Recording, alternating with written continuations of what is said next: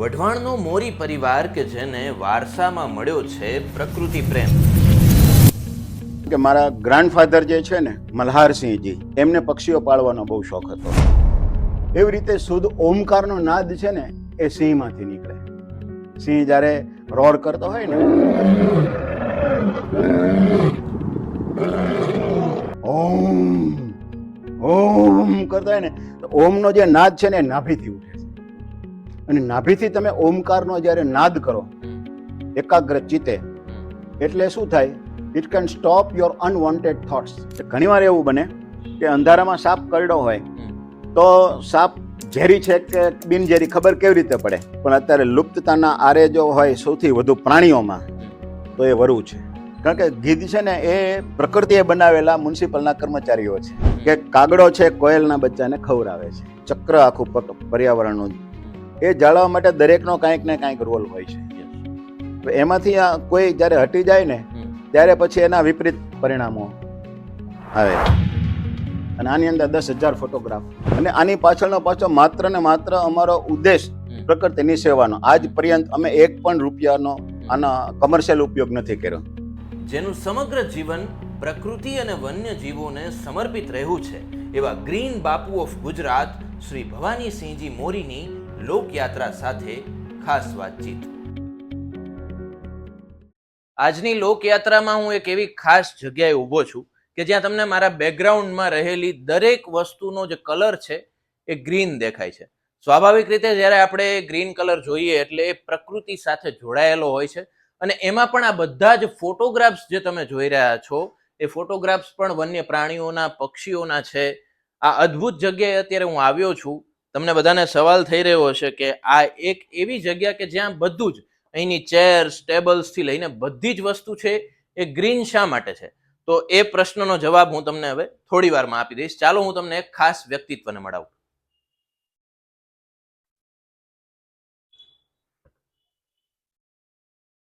બાપુ કેમ છો? જય માતાજી. જય માતાજી, જય માતાજી. તબિયત સારી? Fine fine. લોકયાત્રા અત્યારે આવી પહોંચી છે ઝાલાવાડની ધરતી ઉપર. અને ઝાલાવાડમાં પણ જ્યારે વઢવાણ શહેરનું નામ આવે છે ત્યારે હજારો વર્ષ જૂનું આ ગામ છે. અનેક ઐતિહાસિક સાંસ્કૃતિક જે ઇમારતો છે, જે ઇતિહાસ છે એ આમાં ધરબાયેલા પડ્યા છે. અને ફ્રેમમાં મારી સાથે જે વ્યક્તિત્વ તમે જોઈ રહ્યા છો, આમ તો એને કોઈ પરિચય આપવાની મારે જરૂર જ નથી, કેમ કે સતત ફિલ્ડ સાથે જોડાયેલા એ માણસ છે, ફિલ્ડ વર્ક સાથે જોડાયેલા માણસ છે. લોકજીવનના ઘણા બધા રંગો છે. એમાંનો મેં તમને કીધું કે ગ્રીન કલર અહીંયા આપણી આસપાસ દેખાય છે. તો એની પાછળનું કારણ એ છે કે લોક સાહિત્યમાં માણસના પ્રેમ વચ્ચેની જે કથાઓ છે, માણસ વચ્ચે જે પ્રેમ હોય, એવી તો અનેક પ્રેમ કથાઓ તમે સાંભળી હશે. પણ આજની ખાસ વાતચીતમાં આપણે વાત કરવાની છે એક માણસના પ્રકૃતિ પ્રત્યેનો જે પ્રેમ છે, વન્ય જીવો પ્રત્યેનો જે પ્રેમ છે, એને બચાવવાનો, એનું સંરક્ષણ કરવાની જે ખેવના છે, જે ભાવના છે, જે પ્રામાણિક પ્રયત્નો છે, એનો જે એક આખી દીર્ઘ યાત્રા છે, એની વાતચીત આજે આપણે કરવાની છે. મારી સાથે ઉપસ્થિત છે વઢવાણથી ભવાનીસિંહજી મોરી. જય માતાજી. જય માતાજી, જય કેમ છે? માતાજી. મજામાં? જય જય. ભવાનીસિંહજી, નિરાંચિતે આપની સાથે વાતચીત કરવી છે. પરંતુ પહેલો જ પ્રશ્ન આપના પ્રીમાઇસીસમાં એન્ટર થયા ત્યારે થયો કે દરેક વસ્તુ અહીંયાની ગ્રીન છે. ઇવન તમારા કપડાં પણ ગ્રીન, તમે જે વોચ પહેરી છે એનો ભટ્ટો પણ ગ્રીન કલરનો છે. તો આ કેમ બધું ગ્રીન કલરનું જ દેખાય છે તમારી આસપાસ? મોટા ભાગના મુલાકાતીઓ મારા આવતા હોય છે, જી બધાનો પહેલો પ્રશ્ન આ જ હોય છે જી. કે આ બધું ગ્રીન કેમ છે? તો સૌથી સીધી ભાષામાં તમને કહું તો હું પ્રકૃતિનો ઉપાસક છું. જી. અને પ્રકૃતિ જે છે એની પ્રસન્નતા જે છે એ ગ્રીન કલરની છે. ધોમ તાપ તપતો હોય ઉનાળાનો, અને પછી વર્ષા ઋતુનું આગમન થાય, અને જ્યારે ધરતી ઉપર ચારે બાજુ પાણી ફરી વળે, ને થોડા જ દિવસોની અંદર ચારે બાજુ ગ્રીનરી, લીલોતરી ચારે બાજુ દેખાતી થઈ જાય. એટલે પ્રકૃતિ પ્રસન્ન થાય છે ને, એ ગ્રીન કલરથી વ્યક્તિ પ્રસન્નતા વ્યક્ત કરે છે. એટલે મને ગ્રીન કલર વધુ પસંદ છે. અને આ જેમ સાધુ સંતો હોય એ ભગવા પહેરી અને સંન્યાસી બનતા હોય, જૈનિઝમમાં જુઓ તો સફેદ વસ્ત્રધારી સંન્યાસી બનતા હોય, એમ રંગનું પણ એક મહત્વ હોય છે. હમ. એમ મેં પ્રકૃતિ માટે ભેખ લીધો છે, જી. પ્રકૃતિના સંવર્ધન માટે, અને એની પ્રસન્નતાનો કલર છે એ ગ્રીન કલર છે, લીલો કલર. એટલે લગભગ હું આપને કહું તો 71 to 2 એટલે આટલા 71-72માં જી. મેં આ એક જ કલર ધારણ કર્યો છે. હમ. અને ત્યારથી બીજા કલરના કપડાં હું પહેરતો નથી, બીજા કલરની વસ્તુઓ વાપરતો નથી. મારા જીવનનું સવારે મારું બ્રશ પણ હોય ગ્રીન હોય, એની ઉપર પેસ્ટ હોય એ પણ ગ્રીન હોય, મારો ટોવેલથી માંડીને મારા વોશરૂમનો બધું જ મારું ગ્રીન હોય, અને મારા વાહનો ગ્રીન હોય. આ બધું તમે અહીંયા જુઓ છો, મારા ફાર્મ જ્યાં બધે જુઓ ત્યાં ગ્રીન કલર જ હું વાપરું છું, અને મને ખૂબ પ્રસન્નતા આપે છે. ઘણા લોકો પ્રશ્ન પણ કરે છે કે આટલા વર્ષોથી તમે એક જ રંગ વાપરો છો તો તમને કંટાળો ન આવે? દેશી ભાષામાં કહે તો અબખેર નથી પડતું? સાચી વાત. મેં કીધું એ રહસ્ય તો મને પણ ખબર નથી, પણ ખરેખર કહું ને તો ઉલટો વધુ ને વધુ લગાવ વધતો રહે છે મને. અને ગ્રીન કલરની વસ્તુ છે ને એ મને ખૂબ આકર્ષે છે, મારા પ્રકૃતિના પ્રેમના કારણે થઈને. હું ક્યાંય શોપિંગ કરવા પણ હમણાં બહુ ઓછા જવું છે, પણ પહેલા બેંગ્લોર, મુંબઈ બધે ગમે ત્યાં મોટા મોટા મોલમાં જવાનું હોય તો હું બહુ ઝડપીથી શોપિંગ કરી શકું. કારણ કે કોઈ પણ સ્ટોરમાં હું દાખલ થઉં એટલે ગ્રીન કલરની વસ્તુ હોય તો જ મારે ત્યાં ઊભું રહેવાનું હોય, નહીં તો ત્યાંથી બીજા સ્ટોરમાં. એટલે બહુ ઝડપથી મારું શોપિંગ થઈ જતું. એટલે બીજા કલર મને નથી ગમતા કે નથી સારા એવું નથી, પણ મને વધુમાં વધુ એટેચમેન્ટ છે ને એ ગ્રીન કલરનું રહેતું હોય છે.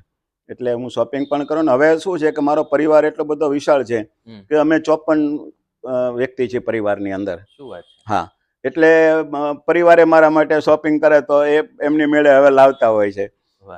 ફ્રેન્ડ્સ પણ ઘણા એવી રીતે બધી ગિફ્ટો બધું ગ્રીન કલરમાં જ આવતું હોય છે. એટલે મારે શોપિંગની ઓછી જરૂર પડે છે, પણ ગ્રીન કલર મને વધુ પ્રિય છે. વાહ બાપુ. અને ખાસ ગ્રીન કલર દેખાય છે તમારી પ્રિમાઇસીસમાં, પણ એની ઉપરના જે દ્રશ્યો છે, જે ફોટોગ્રાફ છે કે જે વન્યજીવોના છે, પશુ પક્ષીઓના છે, તો ગ્રીન કલર એ દેખાય છે એ નિરર્થક નથી, સાર્થક એ ઉપરના દ્રશ્યો કરે છે. તો એ પ્રકૃતિ સાથેની યાત્રા શરૂ ક્યાંથી થઈ એની વાત કરવી છે. તો પહેલો પ્રશ્ન એ થાય કે પ્રકૃતિ સાથેનો જે પ્રેમ છે એ કોઈ ઘટનાથી થયો કે પછી વારસામાં મળ્યો? હા, વારસામાં પણ મળ્યો છે. જી. બધી રીતે. કારણ કે મારા ગ્રાન્ડફાધર જે છે ને, મલ્હારસિંહજી, એમને પક્ષીઓ પાળવાનો બહુ શોખ હતો. એટલે ઘેર એ વખતે સ્કાયલાર્ક અંગ્રેજીમાં જેનું નામ છે, ગુજરાતીમાં આપણે એને ચંડુલ કહીએ છીએ, એ બહુ મધુર બોલતું હોય, એટલે એ પણ એ પાળતા હતા. પછી નોળિયા પણ ઘેર હોય, સસલા પણ ઘેર હોય, અને ખિસકોલીઓ તો એમની એટલી બધી, સ્ક્વિરલ તો એટલી બધી હવાઈ થઈ ગયેલી કે એ બેઠા હોય તો એમના ઉપર પાઘડી ઉપરથી આવતી જતી હોય, ને એટલું બધું ફ્રેન્ડલી એમની સાથે થઈ ગયેલું. પણ મારા ગ્રાન્ડફાધરને મેં જોયેલા નહીં, અને મારા ફાધરે એ બધું જોયેલું એ નાના હતા ત્યારે. અને પછી મારા ફાધરને બી વારસામાં એ જ શોખ મળ્યો કે એમના કોટમાં જુઓ તો નોળિયો બેઠો હોય, ઘરે વુલ્ફનું એટલે વરુનું બચ્ચું હોય, સસલાઓ હોય, આ બધું એમને અમે જોયેલું. એટલે પશુ પ્રાણી પક્ષીઓ તો નાનપણથી ઘેર જ જોતા આવ્યા.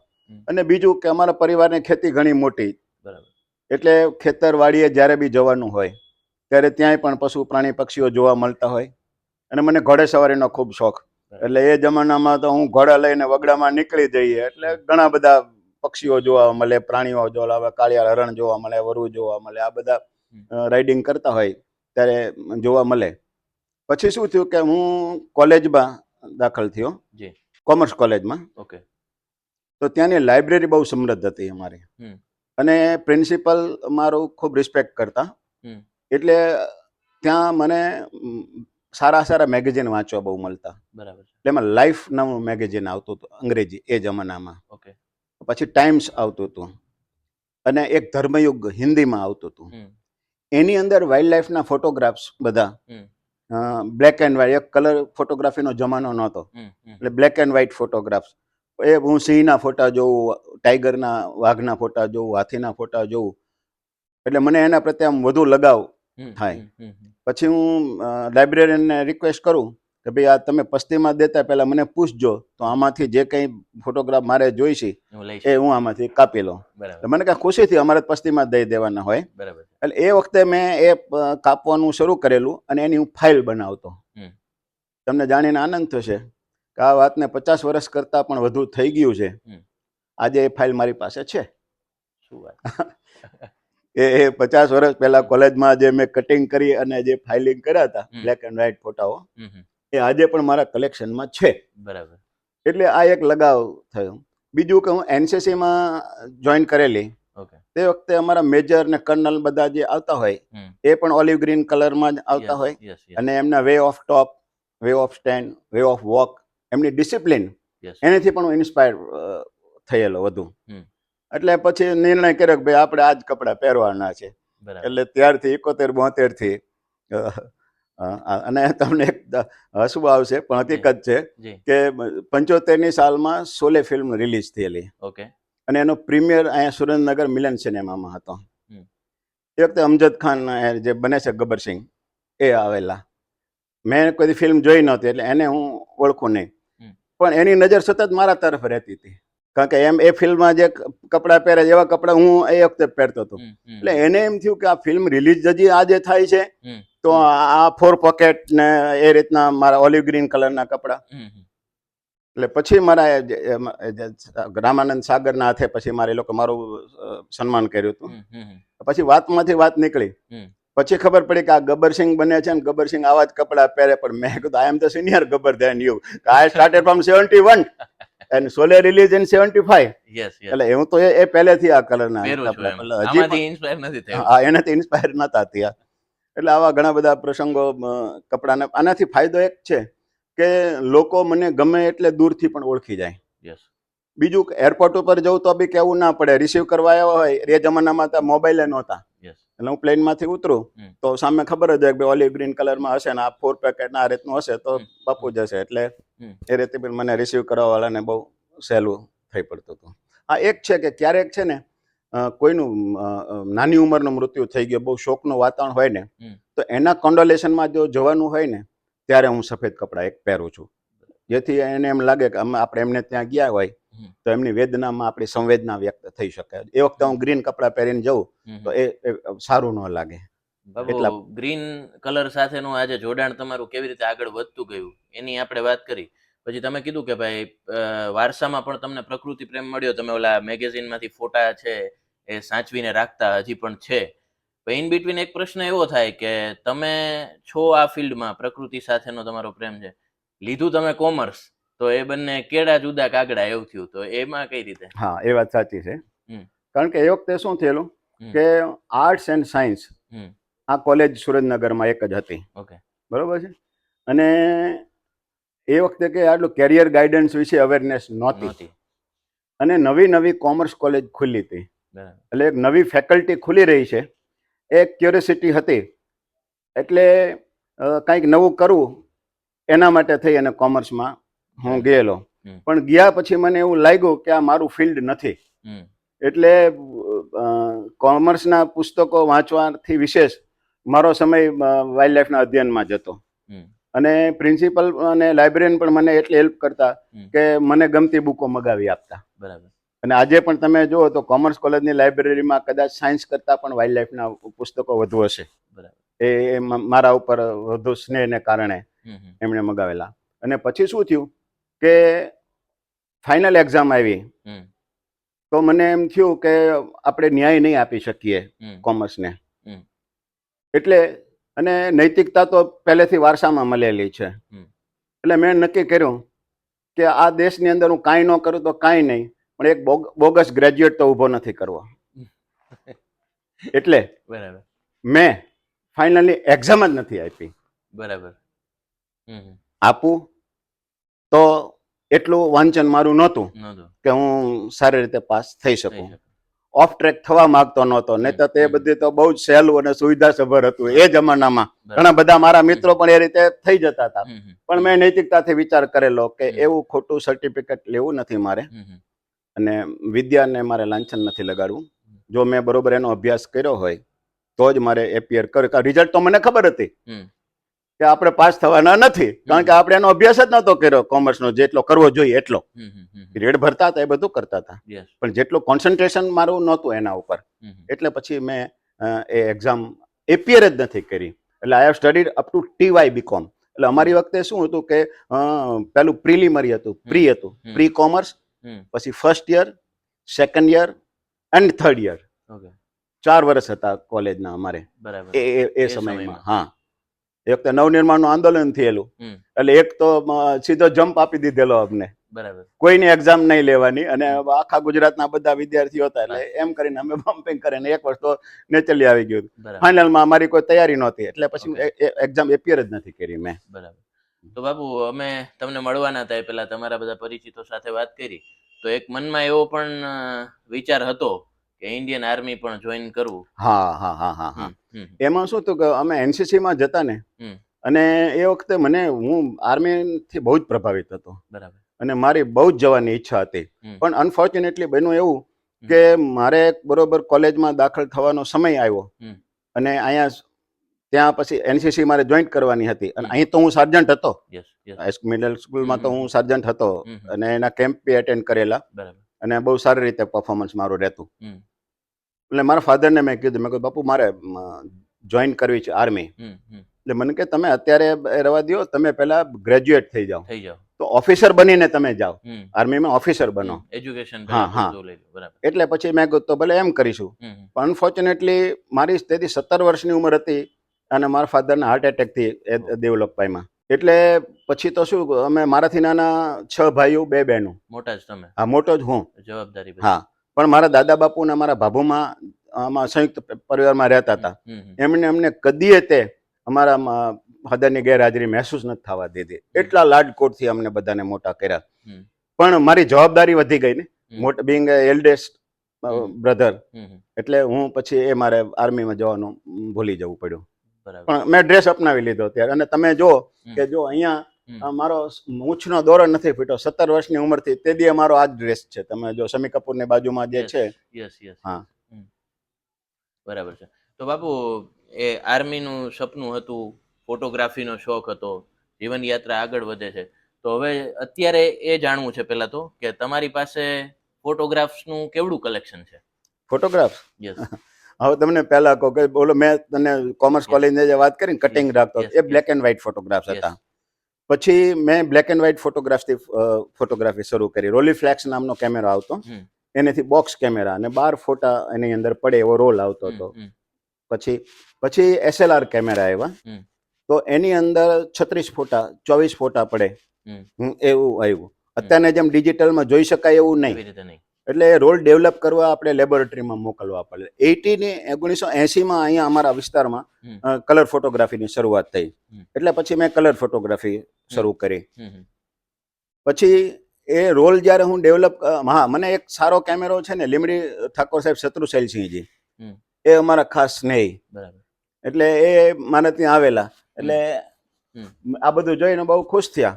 એટલે પછી મને કહે, ભવાનીસિંહ, મારી પાસે એક સરસ કેમેરો આવ્યો છે પેન્ટેક્સનો, અને એ મારે તમને આપવો છે. એટલે મેં કીધું એવો કેમેરો હું ગિફ્ટ તરીકે ના લઈ શકું, પણ મને કે ના મારે આપો. મેં કહું ગિફ્ટ તરીકે ન લઈ શકું, પણ આપને જે કિંમત થઈ હશે એ હું આપીને જરૂર લઈશ કીધું. એટલે પછી તો એમણે એમાંથી ઓછા લઈ, અને મેં એમને કિંમત કીધું કમર, એટલે મેં એમને આપી રકમ, એમાંથી એમને પાછી વાળીને અમુક રકમ પાછી આપી દીધી. એટલે એ કેમેરો મારે બહુ કામ આવી ગયો. અને પછી સિગ્માનો મેં એક લેન્સ મગાવ્યો 500 ઝૂમ લેન્સ, એનેથી પછી કલર ફોટોગ્રાફી શરૂ કરી. અને સુરેન્દ્રનગર સ્ટુડિયો હતો ત્યાં, ઓમ સ્ટુડિયો, એ લોકો પાસે ડેવલપ કરવાનું હતું, એટલે એમને ત્યાં હું મોકલતો. અને કેરેવન સ્ટુડિયો, એમના 2 સ્ટુડિયો હતા, ચંદુભાઈ સોની એમનું નામ. પછી મારા ઘણા બધા રોલ ડેવલપ થવા જાય, એટલે એમને તો સારી એવી આવક થાય. એટલે એ એક દિવસે ઘેર આવ્યા મને મળવા માટે. એટલે મને કે આપનું કામ છે. મેં બોલો બોલો શું કામ હતું? મને કે આપને કાંઈ ખરાબ નહીં લાગે ને? મેં કીધું શું એવું કાંઈ વર્તન થયું છે? કે ના. આપને ખોટું નહીં લાગે ને? પણ મેં કહ્યું આપ કંઈક મને વિગતે વાત કરો તો ખ્યાલ આવે. મને કાંઈ ખબર નથી કે તમે શા માટે, શું શેના અનુસંધાનમાં કહી રહ્યા છો. મને કે આપના પરિવાર સાથે મારો જૂનો નાતો છે, એટલે સલાહ દેવા માટે આપને આવ્યો છું. બોલો શું સલાહ છે? મને કે આ પશુ પ્રાણી અને પક્ષીઓ વિશે આટલા બધા ખર્ચા શું કામ કરો છો? એટલે મેં કીધું કેમ એવું લાગ્યું? એટલે મને કે તમે, મેં કીધું ઠીક, હવે મને સમજણ પડી. મેં કીધું તમે આ એક જ પક્ષીના કીધું 36 ફોટા જોવો છો ને? યસ. મને કે હા એટલે જ તે. અને એમને પોતાને સ્ટુડિયો એટલે માણસો જ ફોટા પડાવવા આવે, જાનવરના ફોટા તો પાડવાના ન હોય.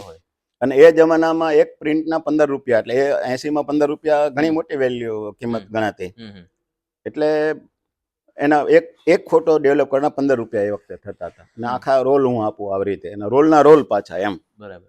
એટલે કે મને તો આવક થાય છે, તમારો બિઝનેસ આપો છો મને તો, પણ મારો જીવ બળે છે કે તમે આટલા બધા ચકલાઓ જાનવરો અહીંયા શું કામ પૈસા ખર્ચો છો? એટલે મેં ચંદ્રભાઈ આમાં એવું હોય કે જ્યારે કોઈ પણ પક્ષીને આપણે ફોટોગ્રાફી કરતા હોય તો એ આપણે કઈ બેસી ન રહીએ, એ આપણો કંટ્રોલ એની ઉપર ન ચાલે.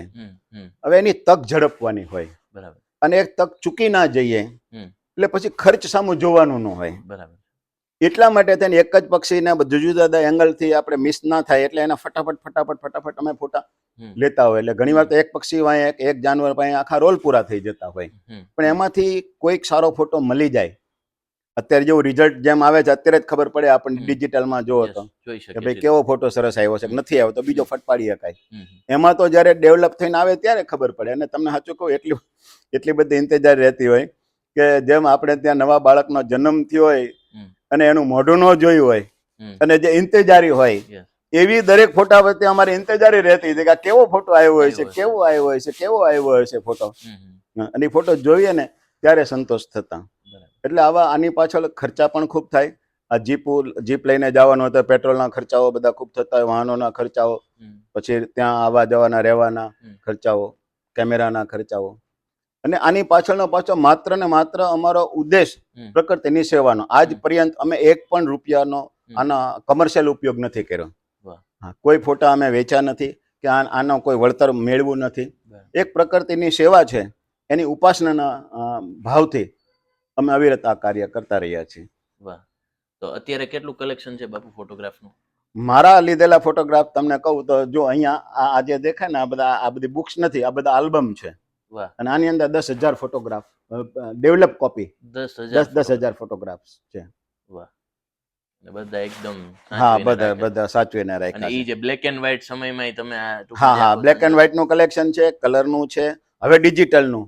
અને હવે શું છે કે હવે તો મારા પરિવારમાં બી અમારા ભાઈના દીકરાઓ છે, હિતેશ્વર છે અમારે, એ સ્નેક ઉપર સારું કામ કરે છે. પછી અમારે દેવવ્રત છે, એ અમદાવાદ યુનિવર્સિટીમાં છે, તો એ બિલ્ડિંગ ઉપર બહુ સારું કામ કરે છે અત્યારે. મને પૃથ્વીરાજ મારા ભત્રીજા છે, એ પણ પીએસઆઈ છે, પણ છતાંય એ બટરફ્લાય ઉપર બહુ સારું કામ કરી રહ્યા છે. હા, એટલે આવી રીતે મારા વિભાગો બધા સંભાળતા જાય છે અલગ અલગ. અને પ્રકૃતિનું જતન દિવસે દિવસે જળવાતો જ વારસો પણ સચવાય છે. હાજી. વાહ બાપુ, વાઇલ્ડ લાઈફ ફોટોગ્રાફીની તમારી જે જર્ની રહી, એવો કોઈ પ્રસંગ કે તમે ફોટોગ્રાફીમાં ગયા હોય અને ખૂબ રાહ જોઈ હોય અને અંતે પછી પરિણામ મળ્યાનો સંતોષ થયો હોય? હા, પરિણામ મળ્યાનો સંતોષ હોય અને ચૂકી ગયાનો પણ હોય.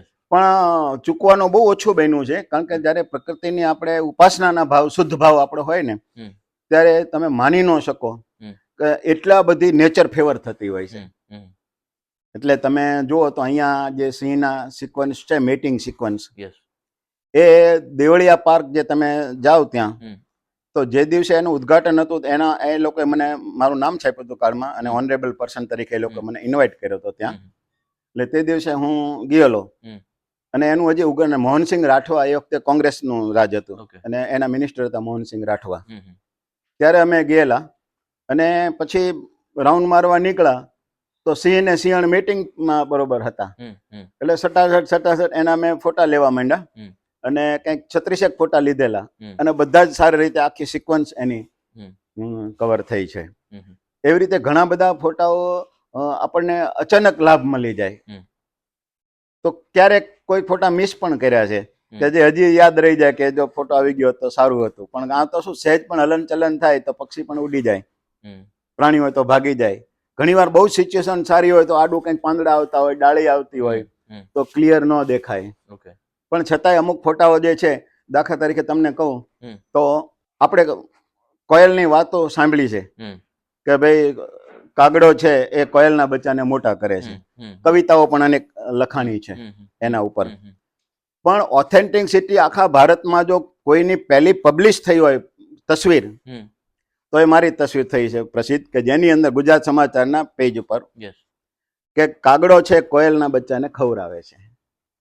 વાહ વાતો સાંભળી તે લોકોએ, હમ. કવિતાઓમાં અને નજરે દ્રશ્ય પણ ઘણા જોયા હશે, પણ પબ્લિશ થયું હોય. થયેલો ફોટો ન્યૂઝપેપરમાં હમ એ પહેલી ક્રેડિટ આજથી લગભગ ભૂકંપ ની આસપાસ હમ 22-23માં હમ 2000 ને બસ બે પછી તરત જ તે અમે ગયા હતા તો બરોબર ત્યાં રોજ એને ખવડાવવા આવે, હમ. પણ એવું મળતું નહોતું કે આડી ડાળી આવી જાય, પાંદડા આવી જાય, એટલે ક્લિયર પિકલી 21 દિવસ થયા હતા મને. હમ હમ 21માં દિવસે બરોબર એ સૂકી ડાળી ઉપર બેઠું બચ્ચું આવીને ઓહ. બોલવા માંડ્યું અને કાગડો બહારથી લાવ્યો અને એના મોઢામાં ખવડાવે છે, અને એ મેં તસવીર ઝડપી લીધી. ઝવેરીલાલ મહેતા ગુજરાત સમાચારના પ્રેસ રિપોર્ટર હતા, હમ ફોટો જર્નલિસ્ટ, એ બરોબર આવ્યા મારી પાસે. મને કે આ બાપુ ફોટો મને આપો, મારે ગુજરાત સમાચારમાં પબ્લિશ કરો. મેં કહ્યું લઈ જાઓ. અને બહુ સારી રીતે એમણે પબ્લિશ કર્યો હતો અને લખાણ પણ એનું ઘણું સારું. 21 દિવસની પ્રતીક્ષા. 21 દિવસ પ્રતીક્ષા કરવી પડી હતી. હા, કારણ કે જોવામાં તો આવતા રોજ, હમ પણ એવી સિચ્યુએશનમાં ન હોય, આદા પાંદડા આવતા હોય, ડાળી આવતી હોય, ખાવ ઉપર બેઠા હોય તો આપણે એટલી હાઈટ ઉપર ના જઈ ના જઈ શકીએ. શકીએ. પણ 21મે દિવસે એ બરોબર સૂકી ડાળ ઉપર આવીને બેઠા, એટલે પાંદડા એની ઉપર હતા નહીં, હમ અને મને એ શોટ મળી ગયો. બાપુ આખી જે સંશોધન યાત્રા છે એમાં ગુજરાત અને ગુજરાતની બહાર કદાચ જે તમે પ્રવાસ કર્યો, મુખ્ય કયા કયા સ્થાનોની તમે વિઝિટ કરેલી છે? તમને યાદ આવે? ગુજરાતના તો બધા જ જંગલો જેને કહી શકાય, બધા સેન્ચુરી, નેશનલ પાર્ક, હમ વિડીયો બધા. એ સિવાય હિમાચલ પ્રદેશમાં, હમ રાજસ્થાન, એ બધા પ્રદેશોમાં બધા ગયા છીએ. પણ મારા કરતાં મારી નેક્સ્ટ જનરેશન છે ને એ બહુ એક્ટિવ છે, અરે વાહ. એનો મને આનંદ છે. અને બાપુ સાસણમાં જે તમે ખેડાણ કર્યું, જેમાં તમે આ બધી વાત કરી, એક પ્રશ્ન એ કરવો છે કે સાસણ ગીરમાં જે નેસડાઓ છે ત્યાંના રહેવાસીઓનું જે સિંહ સાથેનું જે કનેક્શન છે અને એ કેટલું મહત્વનું છે? હવે સાસણની વાત જો તમે ઉખાડશો ને, અને હું જો વાત કરીશ ને, જી તો તમારે કેટલો સમય જશે ને, કારણ કે અમે એટલો બધો સમય એકાદો કોઈ પ્રસંગ કે જે તમને એમ હજી પણ યાદ હોય કે ભાઈ? જી ઘણા બધા પ્રસંગો છે સાસણના તો. જી કારણ કે એ વખતે શું છે કે આટલો ટુરિસ્ટ ઇન્ટરેસ્ટ નહોતો, યસ આટલું કાંઈ જોવા લોકો બહુ આવતા નહીં. નહીં. ઇવન ત્યાં સુધી કે ફોરેસ્ટના જે અધિકારીઓ હતા એમને પણ વાઇલ્ડ લાઈફનું નોલેજ બહુ નહોતું. ઓકે. કારણ કે એમને જે ભણાવવામાં આવતું હતું ને એ પ્લાન્ટેશન યસ અને એના વિશે જ ભણાવવામાં Yes. આવતું, ફોરેસ્ટ્રીનું જ ભણાવવામાં આવતું હતું. હમ વાઇલ્ડ લાઈફની જે વિંગ આખે 1972માં વાઇલ્ડ લાઈફ પ્રોટેક્શન એક્ટ આવ્યો, હમ અને ત્યાર પછી વન્ય પ્રાણીઓ, એ પહેલા તો શિકાર માટે પરમિશન આપતું હતું, ડિપાર્ટમેન્ટ પોતે આપતું હતું પરમિશન. ઓકે. હા. હમ હમ પણ આ વાઇલ્ડ લાઈફ પ્રોટેક્શન એક્ટ 1972માં આવ્યો પછી જ બધી જ પ્રવૃત્તિઓ, શિકાર પ્રવૃત્તિઓ બધી બંધ થઈ ગઈ, એની પર ટોટલ બેન આવી ગયું. અને પછી એના સંવર્ધન માટે થઈને સક્રિયતા આવવા માંડી. અને પણ મોટા ભાગના એ વખતે બધા રાજવીઓ પરિવારો છે તો એ લોકો વધુ આમાં રસ લેતા હતા. શું ધર્મકુમારસિંહજી જી ભાવનગર, શિવરાજસિંહજી, જી ઓલી બાજુ ગુજરાતમાં આ બાજુ જુઓ તો જામ સાહેબ આપણા, જી જસદન દરબાર સાહેબ. જી એટલે જે લોકોને આમાં રસ હતો એ લોકોએ નોંધપાત્ર કામ કર્યું છે. બરાબર. અને બહુ સારી ઘણી અને માહિતી, એ એક તો એમનો એક બધી સુવિધાઓ સભર અને માન મર્તબા બી એટલો જળવાતો, એટલે અને ખરેખર નોંધપાત્ર. એમાં બર્ડ્સ ઓફ સૌરાષ્ટ્ર નામનું પુસ્તક એ જમાનામાં પબ્લિશ કર્યું છે ધર્મકુમારસિંહજીએ. બરાબર. હા, બહુ અદ્ભુત પુસ્તક છે અને ઘણી મહેનત એમની પાછળ એમણે કરેલી છે. પછી તો સલીમ અલી નેશનલ લેવલે આવ્યા અને ઘણા બધા પછી તો, અને હવે તો વાઇલ્ડ લાઈફ ઇન્સ્ટિટ્યૂટમાં સ્પેશિયલ આનો કોર્સ શરૂ થયો છે. બરાબર. એટલે હવે જે અધિકારીઓ આવે છે એ બધા વાઇલ્ડ લાઈફના બહુ સારા અભ્યાસુઓ આવે છે. બરાબર. અમે જ્યારે જતા ત્યારે એમને મારી ઉપર ઘણા જૂના લેટર છે, હું તમને બતાવું તો એમાં એ અમને પૂછે છે કે બાપુ આ પક્ષીને શું કહેવાય, કે આ પક્ષીઓ આપણે ત્યાં આવે છે કે નથી આવતા, એના લેટરો મારી પાસે છે. બરાબર. અને પછી આ બધી મારી પ્રવૃત્તિઓ જોઈ અને મને સુરેન્દ્રનગર જિલ્લાના માનદ વન્ય પ્રાણી અધિકારી તરીકેની નિમણૂક આપી. હા, એટલે એને wild life warden, district wild life warden કહેવાય. તો લગભગ 30-35 વર્ષ સુધી કન્ટિન્યુ મારી સેવા એમને, એમાં કાંઈ પગાર ના મળે, બરાબર, પણ પાવર્સ બહુ મળે. ઓકે. પાવર્સ એટલા કે કોઈ પણ શિકારીને પકડવા હોય તો એમાં વોરંટની જરૂર નહીં. એનો ગુનો કરતા માલુમ પડે તો એના પુરાવા સાથે એની ધરપકડ પણ થઈ શકે. પછી કોઈ પણ વાહન ચેક કરવું હોય હમ, કે એમાં કંઈક શંકાસ્પદ લઈ જાય છે હમ, તો વાહન ચેક કરવાની સત્તા, હમ, અને ક્યાંય બી દાખલ થવું હોય ગુનાની તપાસ માટે હમ, તો પ્રવેશબંધી લાગુ ન પડે. હમ. આવી સત્તાઓ એ વખતે અમને વાઇલ્ડ લાઈફ વોર્ડન તરીકે મળતી. મળતી, અને એનો અમે ઉપયોગ કરીને શિકારીઓને પકડ્યા છે, હમ, એમને સજા પણ કરાવરાવી છે, અને અ, ઘણી બધી સંરક્ષણની પ્રવૃત્તિઓ, પછી રેસ્ક્યુ પણ એટલા કર્યા છે. હમ, કોઈ બીમાર પડ્યું હોય જાનવર તો એને હાચવી અને પછી હોસ્પિટલ સુધી પહોંચાડવાનું, હમ, સારવાર અપાવી અને પછી એને ઝૂમાં મોકલવાનું, અને ઝૂમાં જો સારું થઈ જાય તો પછી એને વાઇલ્ડમાં રિલીઝ કરી દેવાનું, હમ. ત્યાં ન સુધી. સારું થાય તો પછી એને ઝૂમાં રાખવાનું. આવા અનેક પશુ પ્રાણી પક્ષીઓના રેસ્ક્યુ ઓપરેશન પણ અમે ઘણા બધા કર્યા છે. અને આપણને એનો સંતોષ થાય કે એ ભલે બોલી નથી શકતો જીવ, હમ, હમ. કારણ કે પાંજરાપોળ ને એ બધા શું છે કે પાલતુ જાનવરો માટે એ કરી શકે, Yes. પણ જંગલી જાનવરો છે એના માટેનું એ વખતે કાંઈ હતું જ નહીં. નહીં. એટલે એમાં અમારી ઉપર જ ફોન આવે અથવા મેસેજ આવે, કોઈના સમાચાર આવે એટલે અમે ત્યાં પહોંચી જઈએ. હમ. એક તો નીલગાયના એને બચારાને ફિમેલ હતી, હમ. અને એને અડધું બચ્ચું બહાર આવેલું ડિલિવરીમાં, Oh. અને ચારેક વાર હેરાન થઈ અને ડિલિવરી થઈ ન શકે. હમ, તો મેં એક ડૉક્ટરને બોલાવ્યા, ચાર વેટરનરી ડૉક્ટરને બાજુના તાલુકામાંથી હમ, હમ. બોલાવેલા, હમ, હમ. અને અમે એની સારવાર કરી, સફળ ડિલિવરી કરી, પણ બચ્ચાને નહોતા બચાવી શક્યા, એની માને બચાવી શકાતા. બરાબર. આવા ઘણા બધા કિસ્સાઓ રહ્યા છે જીવનમાં, ઘણા અનુભવો છે બધા. અને ખાસ તો બાપુ જે આ આટલા વર્ષોનું ફિલ્ડ વર્ક જે રહ્યું કે જે વન્ય પ્રાણીઓને બચાવવા માટેનું, તો અત્યારે હું તમને પૂછું કે કયા એવા વન્ય પ્રાણીઓ કે પક્ષીઓ કે જે લુપ્ત થઈ ગયા છે અને હા એની તમને વેદના છે કે આપણે ક્યાંક જાગૃત નહોતા ને એમ હા, બહુ સરસ. જી. હવે આમ બધાને ખ્યાલ ન હોય, જી. પણ અત્યારે લુપ્તતાના આરે જો હોય સૌથી વધુ પ્રાણીઓમાં, હમ, તો એ વરુ છે, હમ. જેને આપણે વુલ્ફ કહીએ છીએ, બોલ. ગુજરાતીમાં એને નાર કહીએ છીએ. હમ, હમ, હવે શું છે કે એ માંસાહારી પ્રાણી છે, હમ. પણ હવે શું થાય છે કે જેમ જેમ જંગલો ઘટતા ગયા, વીડો ઉખાડતા ગયા, એટલે વાઇલ્ડ જેને કહી શકાય એવા એરિયાઓ બહુ ઓછા થતા હમ, ગયા. હમ. હવે એના જે રહેણાંકના ઠેકાણા હતા, અને સૌથી મોટું જે વુલ્ફને જે નુકસાન થયું છે ને, એ ખેડૂતોની વાઇડનું થયું છે. હમ, પહેલા શું હતું, બે ખેતર વચ્ચે શેઢો રહેતો, હમ, હમ, અને શેઢો છે ને અડધો ફૂટ વચ્ચે ઊંચાઈ વાળું થોડું હોય, હમ, હમ, એટલે એમાં છે ને વુલ્ફ લંપાઈને બેસે, હમ, હમ, હમ. અને નજીકમાં જ્યારે કોઈ હરણ કે નીલગાય આવે ને એની ઉપર એ ઝપટ કરે, અને એની વસ્તી કંટ્રોલમાં રાખતા હતા. વુલ્ફ છે એ, કારણ કે નીલગાયના બચ્ચા હોય, નાની નીલગાય હોય તો વુલ્ફ, અને વુલ્ફના શું છે કે એનું જે આપણા બધાના એક નામ હોય છે, કે જેમ આપણે ગાયું હોય તો ગાયુંનું હર્ડ કહેવાય, ગાયુંનું ટોળું છે, એમ એમ પક્ષીઓ ઝાઝા સમૂહમાં ઉડતા હોય તો એને ફ્લોક ઓફ બર્ડ કહેવાય, ઓકે. અંગ્રેજી ભાષામાં ફ્લોક ઓફ બર્ડ. હમ. એવી રીતે સિંહ છે તો સિંહનું જે ટોળું હોય તો એને પ્રાઇડ ઓફ લાયન કહેવાય. યસ. એવી રીતે વરુ જે છે એને વુલ્ફ, એને પેક કહેવાય, પેક ઓફ વુલ્ફ. અને એ પણ સમૂહમાં સિંહની જેમ 5-7ના સમૂહમાં જ રહેતા હોય છે, બરાબર. અને સમૂહમાં જ શિકાર કરતા હોય છે. કરતા હોય છે, હમ, કારણ કે એ વાળો કરે એટલે જુદા જુદા ગોઠવાઈ જાય, હમ, અને પછી એક હોય આલ્ફા મેલ એનો હોય ને, હમ, એ એને ચેઝ કરે, હમ, હમ. ચેઝ કરે ને એટલે એ ભાગવાની કોશિશ કરે, એટલે એને એ દિશામાં જ ભગાડવાની કોશિશ કરે કે જે દિશામાં બીજા વુલ્ફ સંતાઈને બેઠા હોય, બરાબર. એટલે નજીક આવતા તે એની ઉપર એટેક કરે, કરે. અને પછી સમૂહમાં બધા થઈ અને એનો મારણ કરે. હમ, આ એક પદ્ધતિ રહેતી હોય છે. બરાબર. હવે શું થયું કે વાડો બધી થઈ ગઈ, શેઢા ગયા, ગયા. વીડો ઉખડી ગયા, એટલે વુલ્ફ છે ને આજે રેરમાં રેર સાઇટિંગ થઈ ગયા છે. હમ, સાવ નથી એવું નથી, હમ, પણ બહુ જ ઓછા રહ્યા છે. હમ, બીજું કે ગીરમાં તમને વુલ્ફ જોવા ના મળે, હમ, કારણ કે ત્યાં એના દીપડા અને સિંહ હમ. એના સિનિયર બેઠા છે ત્યાં, એને મારી નાખે. હમ, એટલે એ સિંહ અને દીપડા ન હોય હમ, એવા જે વીડી વિસ્તારો હોય, હમ, જેને પ્લેન સવાના ફોરેસ્ટ જેને કહીએ, હમ, ગ્રાસલેન્ડ વાળા, હમ, ત્યાં વુલ્ફની વસ્તી વધુ રહેતી હોય. હમ, હમ, એટલે રણમાં થોડાક રહ્યા છે, થોડાક અમારી બાજુ થોડાક રહ્યા છે, હમ, હમ, પણ બહુ જ ઓછા સાઇટિંગ એના હમ. થાય છે. હમ.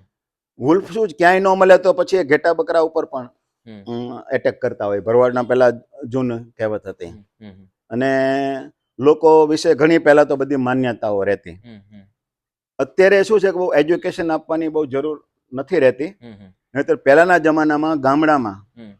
પગપાળા મુસાફરી જ વિશેષ થતી હતી. બરાબર. પછી ગાડા, હમ. કોઈ સમૃદ્ધ માણસ હોય તો ઘોડા ઉપર, હમ. પણ આવા કોઈ વાહન વ્યવહાર કે રસ્તાઓ હતા નહીં. નહીં. એ વખતે બધાના ઘેરથી જ કહેવામાં આવતું હતું અને જાનવરોની ઓળખ આપવામાં આવતી હતી હમ. કે ભાઈ ફલાણા રસ્તે 7 નારી રહે છે. 7 નારી એટલે પેક ઓફ વુલ્ફ, બોલ. અને 7ના સમૂહમાં જોવે ને એટલે એને 7 નારી કહેતા. નારી. કે આમ નાર ગુજરાતી શબ્દ શબ્દ નાર છે. છે એનો, હમ. એટલે 7 નારી એમ. હમ. હમ. એટલે લોકો બહુ સાવચેતીપૂર્વક નીકળે ત્યાંથી એમ બીતા બીતા કે બરાબર. કદાચ આપણી ઉપર એટેક કરશે ને કરશે. 6-7 વુલ્ફ ભેગા થઈ જાય તો એકલ દોકલ માણસનું કામ નહીં એનો સામનો કરવાનો. પણ મોટે ભાગે વુલ્ફ આમ કોઈને ભાળીને એટેક નથી કરતા હોતા. હમ. પણ ભૂખ વસ્તુ એવી છે કે ક્યારેક એ નાના બાળક હોય હમ. તો એની ઉપર એટેક કરી પણ શકે. કરી શકે. એટલે વુલ્ફ મારી દ્રષ્ટિએ પૂછો તો વુલ્ફ અત્યારે રેર સાઇટિંગ ગુજરાતમાં થઈ ગયા છે. બરાબર. અને પક્ષીઓમાં એવા પ્રજાતિ કે જે લુપ્ત થઈ ગઈ છે, આપણે જાગૃત ન રહ્યા એના હિસાબે, તો એવી કઈ? લુપ્ત સંપૂર્ણ મેં તમને કીધું કે 3 પક્ષી રહ્યા છે ખાલી. બરાબર. ઘોરડ, બરાબર. જેને આપણા ઇંગ્લિશ નામ છે ગ્રેટ ઇન્ડિયન બસ્ટર્ડ. ઓકે. હવે બસ્ટર્ડ સ્પેલિંગ છે ને બાસ્ટર્ડ બોલાય ને એટલે આપણે એને એ નામ નથી આપ્યું એને, હમ. હમ. કે મિસપ્રોનાઉન્સનમાં બાસ્ટર્ડ બોલાય. યસ. યસ. પ્રોનાઉન્સિએશનનો જ ફેર છે એની અંદર. હમ. એટલે આપણે એને ઘોરડ પક્ષીએ કહીએ છીએ. હમ. એની સાઈઝ આપણી ઢેલ આવે ને, હમ. બસ ઢેલ જેવા હમ. લાગે. બરાબર. અને સૂકા પ્રદેશ એક જમાનામાં તો જેટલી વિડીયો છે અહીંયા વઢવાણ સુધી અમારે હતા એક જમાનામાં. હમ. પણ અને બીજું શું થયું હમ. કે પહેલાના સમયમાં છે ને કાર્ટીજવાળી રાઇફલો નહોતી, હમ. દેશી હમ. રાઇફલો હતી. બરાબર. એટલે કાર્ટીજવાળી રાઇફલોની શોધ થઈ અને સામાન્ય માણસો પાસે પણ વાહનો થવા માંડ્યા. હમ. એટલે શિકાર પ્રવૃત્તિ બહુ વધી ગઈ. બરાબર. એટલે ઘોરડ પક્ષી છે એ ખાસું મોટું પક્ષી, હમ. એટલે એનો શિકાર કરે એને પ્રમાણમાં એક તેતર મારે હમ. તો ઓછું માંસ મળે. હમ. એક ઘોરડ પક્ષીને મારે હમ. તો સારું એવું માંસ એને મળે. હમ. એટલે માંસની લોલુપતાને કારણે થઈને શિકારીઓ પક્ષીઓ દ્વારા પુષ્કળ એનો શિકાર થયો. બરાબર. અને બીજી બાજુ એના રહેણાંકના જે વીડો બધા હતા, ઘાસના મેદાનો હતા, હમ. એ બધા જુદા જુદા વિકાસના નામે, રસ્તાના નામે, ફેક્ટરીઓના નામે, હમ. ખેતીના નામે એ બધી રીતે એ બધા ઉખાડતા ગયા. હમ. અને જે નેચરલ હેબિટાટ હતું એનું, હમ. એ હેબિટાટ આખું નીકળી ગયા. હમ. એટલે એનું અસ્તિત્વ પણ આખું નીકળી ગયા. નીકળી ગયું. હા. અને ગીધો પણ જે જોવા મળતા મોટા પ્રમાણમાં, એ હા. અત્યારે નથી જોવા મળતા. ગીધનું પણ આજે એ જ પરિસ્થિતિ છે કે સૌથી ગીધ પણ નીચે આવી ગયા છે હમ. હમ. સંખ્યાની દ્રષ્ટિએ. હમ. કારણ કે ગીધ છે ને એ પ્રકૃતિએ બનાવેલા મ્યુનિસિપલના કર્મચારીઓ છે. હમ. કારણ કે એનું કામ એ છે કે ગંદકીને દૂર કરવાનું. હવે જ્યાં કોઈ મરેલું પશુ પ્રાણી પડ્યું હોય હમ. તો ગીધનો એક ખોરાક છે. હમ. અને ખોરાક એક સાથે બધા ગીધ ઉતરે હમ. અને જે કંઈ મરેલું જાનવર હોય હમ. એને બહુ જ ઓછા સમયની અંદર એ લોકો એનો આહાર કરી જાય. કરી. એટલે પર્યાવરણની શુદ્ધતા બિલકુલ જળવાઈ રહે. હમ. આજે તમે જુઓ તો ગીધ નથી, તો જે મ્યુનિસિપલ એરિયા હોય હમ. કે પંચાયત એરિયા હોય ત્યાં જો કંઈક પશુ પ્રાણી મરેલું પડ્યું હોય હમ. તો એનો નિકાલ થઈ શકે. હમ. હમ. પણ જે બહારનો એરિયા છે, હાઈવે છે, રસ્તાઓ છે, બીજા ત્રીજા કે જ્યાં કોઈની હદ લાગુ ન પડતી હોય, એવા વિસ્તારમાં જ્યારે કોઈ જાનવર મરેલા પડેલા ને એટલી બધી એની દુર્ગંધ આવતી હોય કે ત્યાંથી નીકળવાનો માણસનું પણ મગજ ખરાબ થઈ જાય, એટલી બધી દુર્ગંધ આવતી હોય છે. હવે એ સમયે ગીધો છે ને ઉપરથી, અને ગીધ શું છે કે ઉપર દૂર દૂરથી 12 માઇલ સુધી એ લોકોની નજર પડતી હોય. એટલે 12 માઇલ સુધી એ લોકો, અને એમાં શું છે કે કુદરતી આ જે પક્ષીઓ છે એની આંખની અંદર માઇક્રોસ્કોપ અને ટેલિસ્કોપ 2 લેન્સ હોય છે.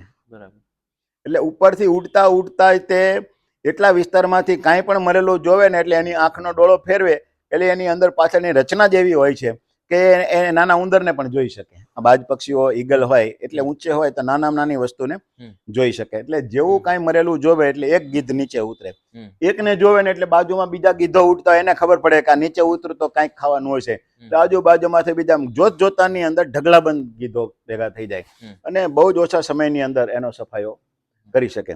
પણ આશ્ચર્યની વાત એ છે કે ગીધ છે તાકાતવર પક્ષી છે અને માંસભક્ષી છે, છતાં હિંસક નથી.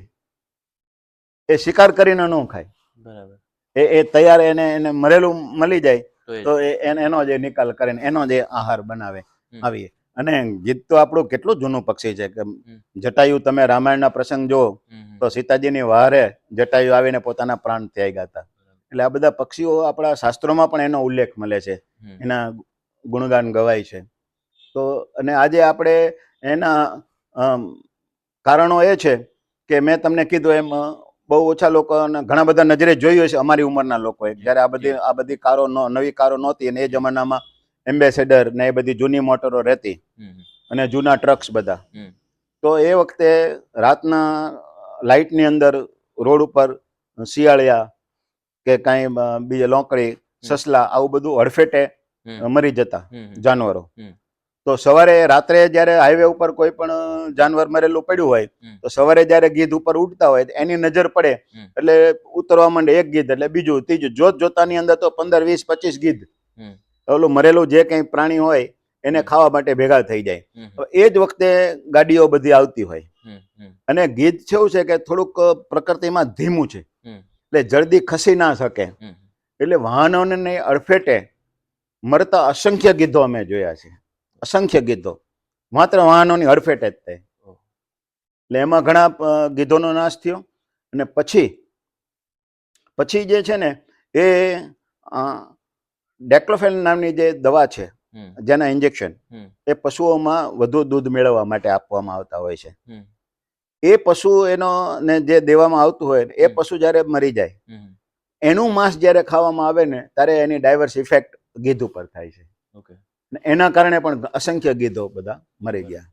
અને તમે પૂછ્યું કે ગીધ લુપ્તતાના આરે, તો એમાં સૌથી છે ને રાજગીધ નામના કિંગ વલ્ચર જેને કહેવાય, એ લાલ એનું માથું હોય અને એને આપણે કાનની જેમ એના 2 લોબ હોય અહીંયા લાલ લટકતા હોય, એ જાતના તો બિલકુલ અદ્રશ્ય થઈ ગયા છે એમ કહીએ તો ચાલે અત્યારે. રાજગીધ ક્યારે રેરમાં રેર સાઇટિંગ જો ગીર બાજુ ક્યાંક જોવા મળતા હોય તો, બાકી અહીંયા એક જમાનામાં અહીંયા ખૂબ દેખાતા હતા, એ હવે ક્યાંય ગીધ દેખાતા નથી.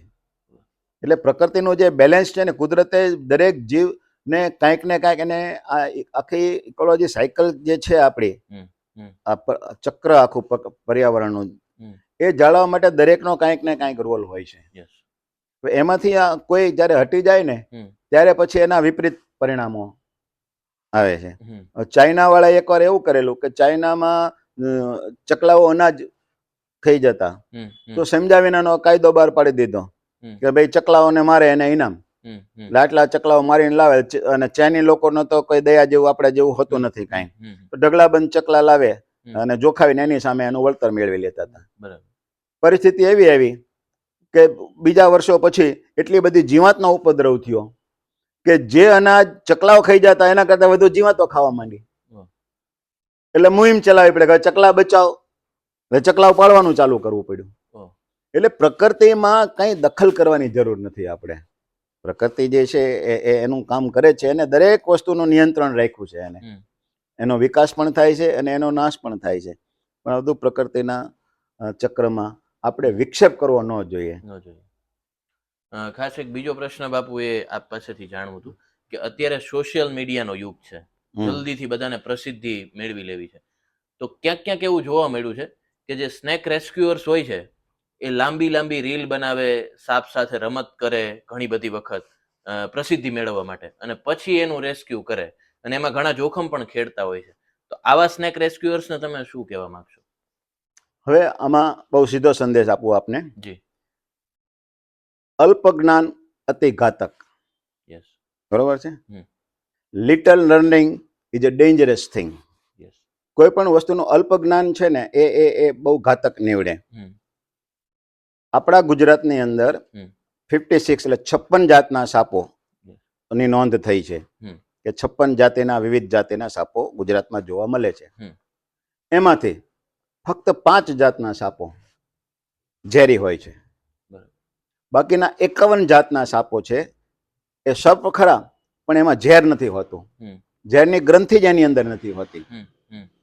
હવે જે 5 સાપ છે એમાં પહેલો તો આપણે લઈએ કે બધા જ ઓળખે એને કોબરા, જેને નાગ કહીએ, કોબરા કહીએ, જે ફેણ ચડાવે. બરોબર છે. બીજો છે ક્રેટ, જેને આપણે કાળોતરો કહીએ. પણ કુદરતે જો કેવી રચના કરી છે, તો જે કાળોતરો સાપ છે એ કાળો હોય પણ એની ઉપર સફેદ લીટીના માર્ક્સ હોય, હમ એટલે તમે એને ઓળખી શકો હમ કે ભાઈ આ કાળોતરો સાપ છે. બરાબર. ત્રીજો છે ફુરસો. આમાં લોકો બહુ છેતરાઈ જાય છે, હમ એને પડકું પડકું કહે છે. હમ હમ ફુરસો જે છે ને એની એની લગભગ આટલો 1.5-2 ફૂટના વાઇટ એની હાઈટ લંબાઈ હોય છે. ઓકે. હવે એનું ગુજરાતી નામ છે ને ફુરસો છે, હમ પણ એનું અંગ્રેજી નામ છે સો સ્કેલ વાઇપર. ઓકે. સો એટલે કરવતી, અને કરવતી જેવા દાંતા સ્કેલ એવા ભીંગડા એના શરીર ઉપર હોય છે, હમ ચામડીના ભીંગડા. અને એ અરસપરસ ઘસે ને ત્યારે સુસવાટાનો અવાજ આવે છે. આપણને એમ થાય કે આ સાપ મોઢેથી બોલે છે, પણ એ મોઢે નથી બોલતો હતો. હમ એની ચામડી ઘસે ને એનો અવાજ સુસવાટાનો આવે. એટલે વોર્ન તો એ કરે છે કે ભાઈ હું અહીંયા છું, હું ઝેરી છું, તમે જરા આગળ રહેજો. હમ વોર્ન તો કરે જ છે. હમ શું એટલે એક એમાં લોકો બહુ છેતરાઈ જાય છે, અને એનો આજુબાજુના સરાઉન્ડિંગ સાથે એટલો બધો મેચ થઈ જતો હોય છે પથ્થર ને ઘાસમાં હમ કે તમને પહેલી દ્રષ્ટિએ તો એ દેખાય પણ નહીં, ઓકે. જો હલચલ ન કરે તો. એની સામે કુદરતે પાછું કેવું એને આપ્યું છે આપણને ઓળખવા માટે સુવિધા, હમ કે બીજા સાપ છે ને આમ ચાલીને તમારી સામે આવે. હમ આના શરીરની રચના એવી હોય ને કે સીધો નથી ચાલતો, એમ આડો ચાલે, આમ ચાલતો આવે. બરાબર. એટલે ચાલતો આવતો હોય તોય તમને ખબર પડી જાય કે આ ફુરસો છે, હમ આ સોસ્કેલ વાઇપર છે. ઓકે. બીજું કે જે ઝેરી વાઇપર છે, અને ત્રીજો જે સાપ છે એ છે રસેલ્સ વાઇપર, જે અંગ્રેજીમાં રસેલ્સ વાઇપર કહે છે, હમ. ગુજરાતીમાં આપણે એને ચિતળો કહી છે. ચિત્રો. એ અજગરના બચ્ચા જેવો લાગે જોવામાં, એટલે એ તો તમને દ્રશ્યમાં ખ્યાલ આવી જાય કે આ આવું ચિત્રામણ છે, અજગર જેવો લાગે છે, અજગરનું બચ્ચું હશે કદાચ, એમ એવો લાગે. હમ એટલે સોસ્કેલ વાઇપર, રસેલ્સ વાઇપર, અને પાંચમો એક સાપ થાય છે bamboo pit viper. Okay. Bamboo pit viper થાય છે ને એ સૌરાષ્ટ્રમાં નથી થતો. એ બેમ્બુ એટલે વાંસ, એટલે વાંસના જંગલો, એટલે ડાંગના જંગલો ને એ બાજુના જે જંગલ છે ગુજરાતના, હમ ત્યાં અને લીલા રંગનો હોય, એટલે એટલો બધો મેચ થઈ જાય કે તમે સાવ નજીકમાં જાઓ તો ખ્યાલ આવે, પણ ન પણ ખ્યાલ આવે. બરાબર. એ જેપ. હવે કુદરતે કેવી સરસ રચના કરી તમે જુઓ જી. કે આ વાઇપર જે સાપ છે, હમ ઝેરી સાપ છે, હમ બેમ્બુ પીટ વાઇપર, હમ. રસેલ્સ વાઇપર અને સોસ્કેલ વાઇપર. હમ હમ તો એનું જે મોઢું છે ને હમ હમ. એ એના શરીર કરતા મોટું હોય, એટલે સિંગોડા આકારનું એનું માથું હોય, બરાબર. એટલે એના બાકીના શરીરથી તમને જુદું તરી આવે આગળ, હમ. ત્રિકોણ આકાર આ પ્રમાણે. હમ હમ બીજા સાપને બધાને શું છે, એની શરીર રચના તમે જુઓ ને તો એ સીધે સીધી હમ હોય, આગળનું મોઢું પોળું ન હોય, ઓકે. એટલે દ્રશ્યથી તમને ખબર પડી જાય હમ કે આ સાપ ઝેરી છે. બરાબર. બીજું કે જે ઝેરી સાપ છે હમ એને અહીંયા વિષ, અહીંયા એને પોઈઝન ગ્લેન્ડ્સ આવે, અહીંયા હમ. કોથળી, હમ ઝેરની કોથળી. ઓકે. અને એ કોથળી સહારી જે વેન આવે ને એ એના દાંત આગળના જે બે ફંગ્સ જેને કહીએ, અને આપણે ગુજરાતીમાં વિષદંત કહીએ, એની અંદર હોલ હોય, એટલે ગ્રંથિ, એની ટ્યુબ, અને ટ્યુબમાંથી દાંત. એટલે અહીંથી આપણે જેમ પિચકારી, પાન ખાધું એને પિચકારી મારીએ ને, એમ સાપને પણ ઝેરની પિચકારી મારવી પડે. અને એની રચના જેવી હોય છે કે અહીંયા એને ગ્લેન્ડ હોય, એને દબાવે એટલે એ નળી સહોરું થઈ અને દાંતે પાછો પોલાણવાળો હોય. એટલે આપણે જેમ ઇન્જેક્શન મારીએ ને, એ સાપ ઇન્જેક્શન જ મારે છે, પણ એના મોઢાથી મારે છે. આપણે બહાર ઇન્જેક્શન રાખીએ છીએ, એ ઇન્જેક્ટ કરે, એટલે એના દ્વારા ઝેર આપણા શરીરમાં પ્રવેશી જાય, અને પછી એની આડઅસરો બધી શરૂ થઈ જાય. ઘણીવાર એવું બને કે અંધારામાં સાપ કરડો હોય તો સાપ ઝેરી છે કે બિનઝેરી ખબર કેવી રીતે પડે? ઓકે. તો જો તમે એના માર્ક્સ ઉપર બરોબર જુઓ તો આગળના જે બે વિષદંત છે એ પ્રમાણમાં મોટા હોય, એટલે એના જે કરડા બાઇટના જે નિશાન હોય, જો બધા જ નિશાન એક સરખા હોય તો બિનઝેરી સાપ કરડી ગયો છે. પણ આગળના બે દાંત તમને માર્ક્સ જો વધુ દેખાય મોટા પ્રમાણમાં તો ઝેરી સાપ કરડી ગયો છે માની લેવાનું. બરાબર. સાપ વિશેની ઘણી બધી માન્યતાઓ એવી હોય છે કે ઘણીવાર ઝેરી સાપ કરડ્યો હોય તો પણ માણસ બચી જતા હોય છે, અને એમ કે મને તો કાંઈ નહોતું થયું. એવું પણ બની શકે છે ઘણીવાર કે જેને આપણે ઝેર માની છીએ ને એ તો ખરેખર છે ને એના ખોરાક પચાવવા માટેનું, સાપ માટેનું બહુ મહત્વનો પ્રવાહી છે. તો ઘણીવાર શું થાય કે એની પાસે એની ગ્લેન્ડ્સમાં એને આગળ વપરાઈ ગયો હોય અને એટલો સ્ટોક ન હોય, એટલે પૂરેપૂરું ઇન્જેક્ટ ન કરી શક્યો હોય પોઈઝન, તો માણસ બચી જાય છે. ઘણીવાર આવું બનતું હોય છે. પણ ખોટા દોરા ધાગા ને આ બધું જે છે ને એ સમય વેડફી નાખે છે. અને આજે તો હવે કોઈને પણ સ્નેક બાઇટ થયો હોય તો પહેલું એક કરવું જોઈએ કે 108 ને જાણ કરવી જોઈએ. અને જાણ કરતાની સાથે કહેવું જોઈએ કે સર્પદંશ છે. એટલે લોકો એન્ટીવિનમ ઇન્જેક્શન સાથે તૈયાર થઈને આવે. સાપના બાઇટમાં શું છે, સમય બહુ મોટું કામ કરે છે. જેટલી ઝડપી સારવાર તો નિશ્ચિંતપણે માણસ બચી શકે, નિશ્ચિંતપણે.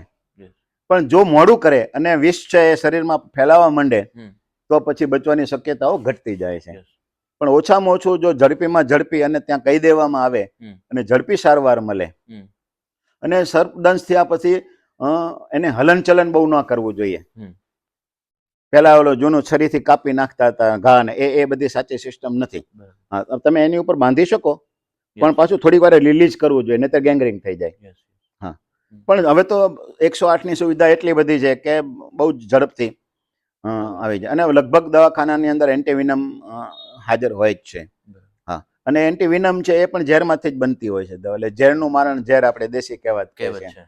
હા, તો એમાંથી જ એ બનતી હશે અને એ બહુ અસરકારક નીવડે છે. ખાસ કરીને ભવાનીસિંહજી, પક્ષીઓની જે વાત છે તો એક સવાલ એવો પણ થાય કે આપણે અહીંયા પણ નળ સરોવર છે, બીજી અલગ અલગ જગ્યાઓએ વિદેશી પક્ષીઓ આવે કે જેને આપણે યાયાવર પક્ષીઓ કહીએ. તો એ વિદેશમાંથી અહીંયા આવવાનું કારણ શું? હા, આ બહુ મહત્વનો પ્રશ્ન કર્યો છે. યસ. અને ઘણા બધાને માટે એક આશ્ચર્ય પણ હોય છે કે ભાઈ શિયાળામાં જે મહેમાન આવે એમાં વિદેશી પક્ષીઓ આપણે ત્યાં કેમ આવતા હશે? એવું તો શું, આપણે ક્યાંક જોવા જઈએ મોટા શહેરોમાં ક્યાંક ઈચ્છા રાખીને જતા કે આ જોવા મળશે, આ જોશું, આગ્રા જોશું, તાજમહાલ જોશું, આ જોશું, કુતુબ મિનાર જોશું. તો આ પક્ષીઓ ક્યાં આકર્ષણથી આવે છે? તો પક્ષીઓ અહીંયા જોવા માટે નથી આવતા. જે પ્રદેશમાંથી પક્ષીઓ આપણે આવે છે એ મોટા ભાગના પક્ષીઓ ઠંડા પ્રદેશમાંથી આવે છે. રશિયા છે, મોંગોલિયા છે, એ બધા જે દેશો છે, યુરોપના દેશો છે કે જ્યાં શિયાળાની ઋતુ એટલે ડિસેમ્બરની આસપાસ, જાન્યુઆરીમાં એટલી બધી ઠંડી અને સ્નોફોલ થતો હોય છે, હિમવર્ષા, કે ત્યાંના જે પાણીના સ્ત્રોત છે, બધા તળાવો છે, નદીઓ, એ બધું ફ્રોઝન થઈ જતું હોય છે. એટલે જે માછલીઓ, માનો બતક હોય તો એ ખોરાક પાણીમાંથી મેળવતી હોય, માછલીઓ ખાતી હોય, પણ બરફની પડ જામી ગયું હોય તો ડૂબકી જ અંદર ન મારીએ કે તો ખાઈશું. એટલે એ બધા જે જળમાંથી ખોરાક મેળવતા હોય એ પક્ષીઓ પહેલું માઇગ્રેશન શરૂ કરી દે છે, બીજા દેશમાં જવાનું. શા માટે? કે ત્યાં તો ખોરાકની શક્યતા કઈ રહેતી જ નથી, કારણ ચારે બાજુ બરફ બરફ ને બરફ હોય છે.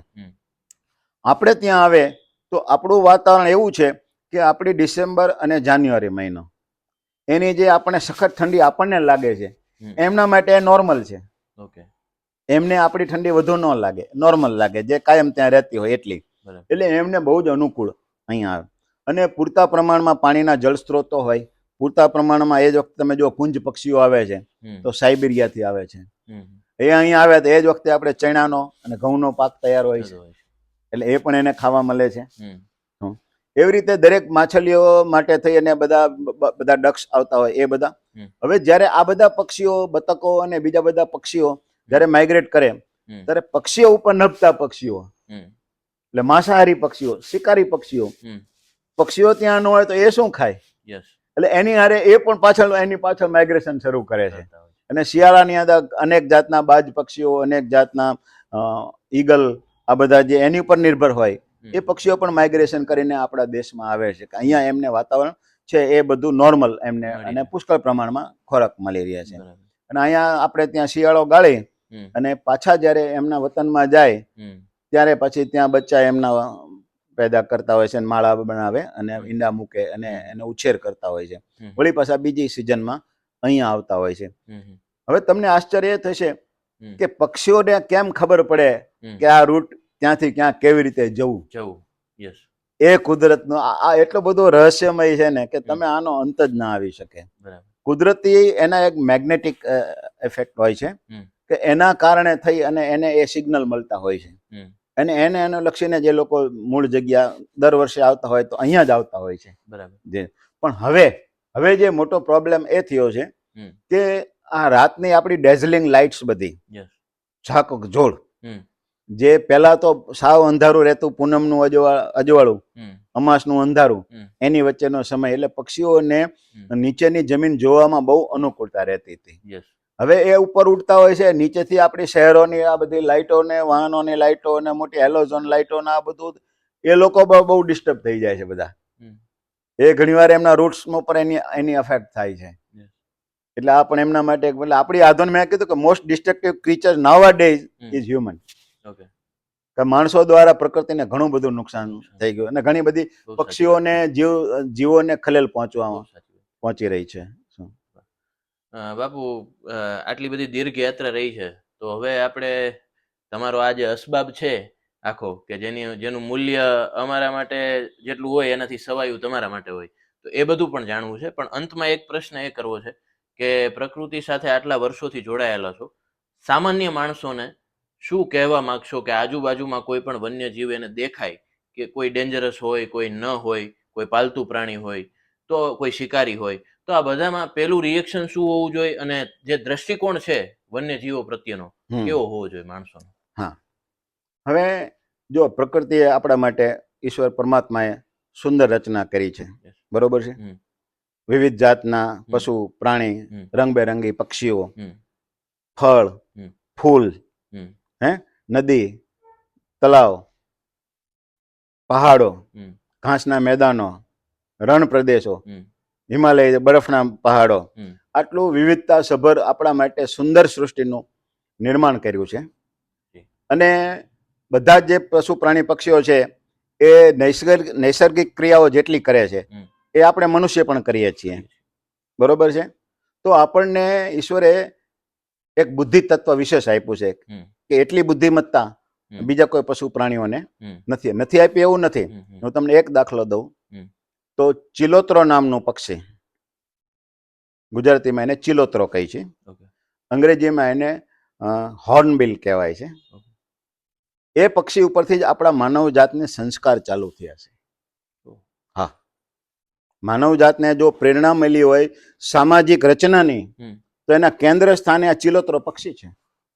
ઓહો. હા, કેવી રીતે કે ચિલોત્રો પક્ષી છે એ પક્ષી ઝાડ નો જે સૂકી મોટા ઝાડ હોય એની જે સૂકી ડાળ હોય હમ હમ એને ખબર, એટલે એની અંદર એની ચાંચ પણ ખાસી મોટી આવે, યસ એનેથી હોલ કરે છે. હમ હોલ કરી અને અંદર માળા બનાવવા માટેની જગ્યા કરે છે. હમ અને એટલી જગ્યા જ્યારે એને તૈયાર મળી જાય હમ અથવા કરવી પડે, હમ એવું કોઈ વૃક્ષમાં તૈયાર બી મળી જાય તો હમ. કોકમાં એને બનાવવી પડે. હમ એ રીતે જ્યારે થઈ જાય તૈયાર, હમ પછી એ જોડું જે છે હમ એની માદા પક્ષી એની અંદર ઈંડા મૂકવા બેસે. ઈંડા મૂકવા બેસવાનો સમય થાય એનો અંદર, હમ એટલે નર પક્ષી જે છે એ માટી અને બીજા ચીકણા પદાર્થોને ભેગા કરીને ચાંચમાંથી લાવી અને એનું દ્વાર છે ને એ બંધ કરી દે. ઓહ. અને આટલી જગ્યા રાખે, એમાંથી માત્ર ચાંચ બહાર આવી શકે અથવા આની ચાંચ અંદર જઈ શકે. ઓહ. એવી રીતે એને આખું ચાંદી દેવામાં આવે, શિલ્ડ કરી દેવામાં આવે. અને એને ક્યુબેનેશન પીરિયડ કહેવાય. એની અંદર બચ્ચા મોટા થાય ત્યાં સુધી માદા અંદર ને અંદર રહે છે, અને નર પક્ષી છે એ બહારથી એના માટેનો ખોરાક લાવી અને એ હોલમાંથી એને ખોરાક આપે છે. બરોબર. આ પ્રક્રિયા સતત એના બચ્ચા મોટા થાય ત્યાં સુધી માદા પક્ષી અંદર ને અંદર રહે છે. ઓહ. અને જ્યારે માદા પક્ષી સિગ્નલ આપે કે હવે બહાર નીકળવાનો સમય થઈ ગયો છે, હમ ત્યારે પછી બંને થઈ અને વચ્ચે જે પડ બનાવ્યું હોય એને તોડી અને માદા અને બચ્ચા બહાર આવે છે.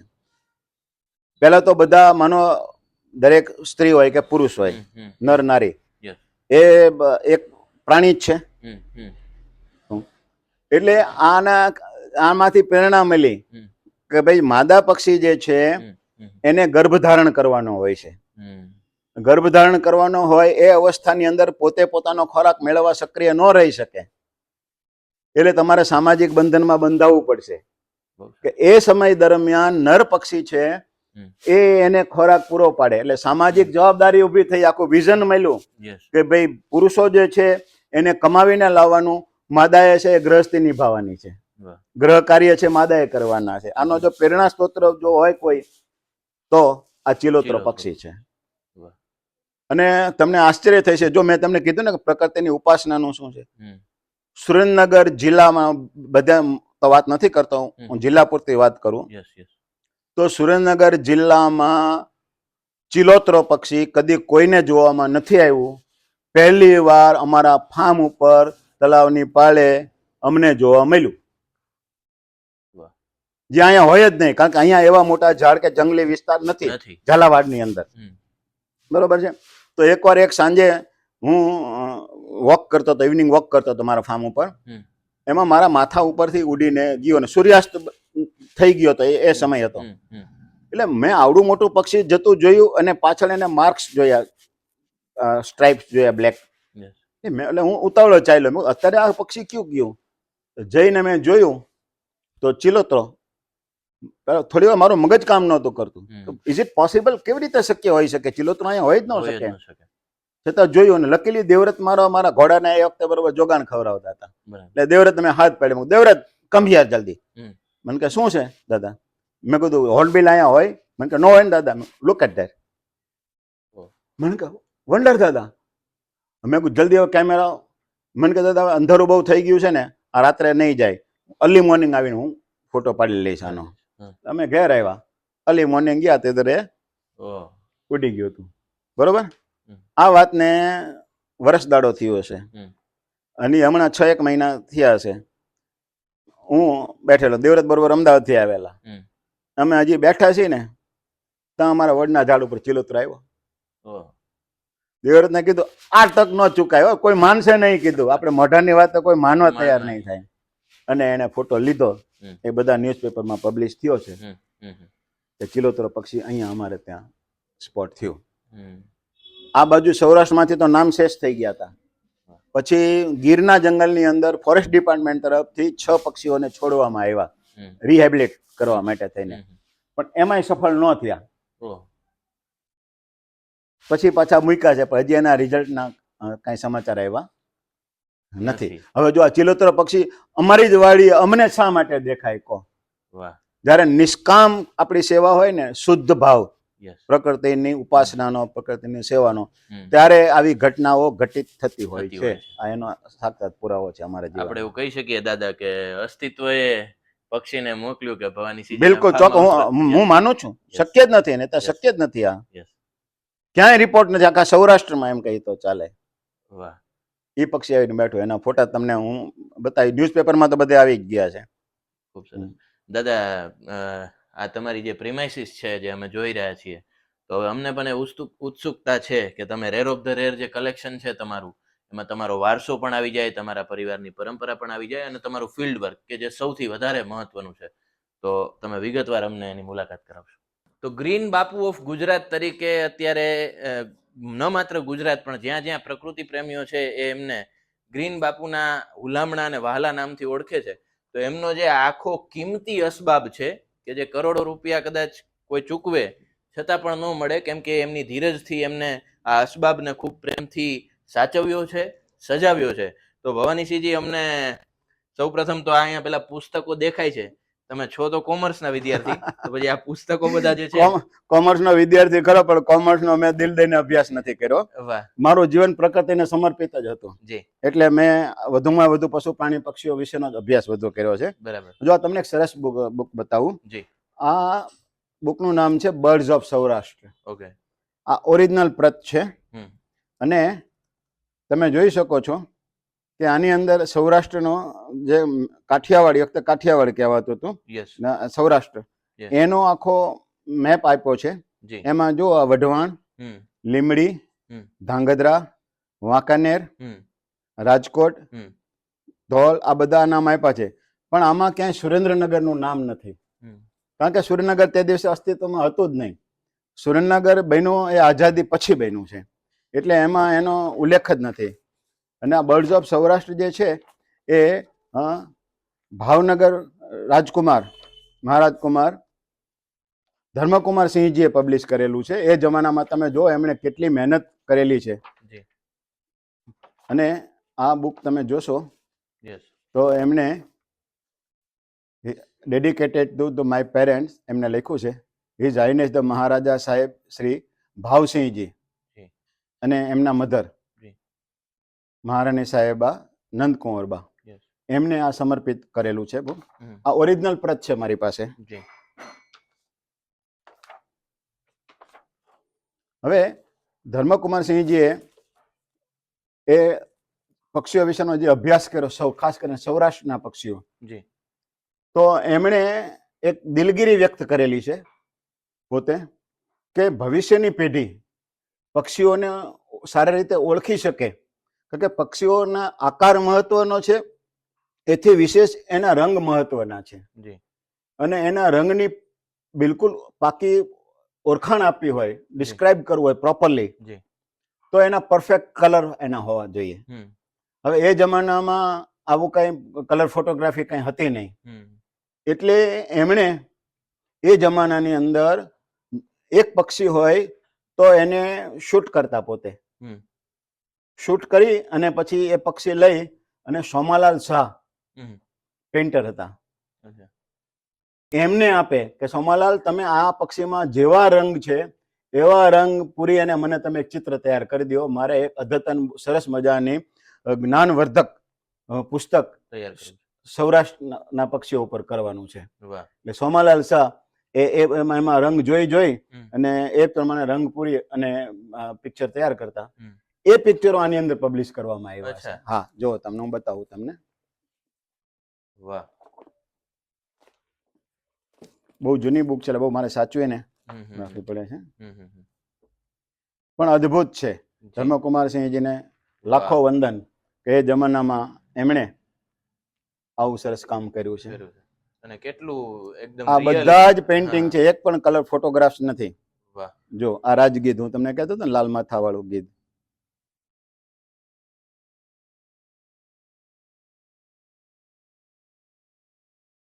અદ્ભુત છે.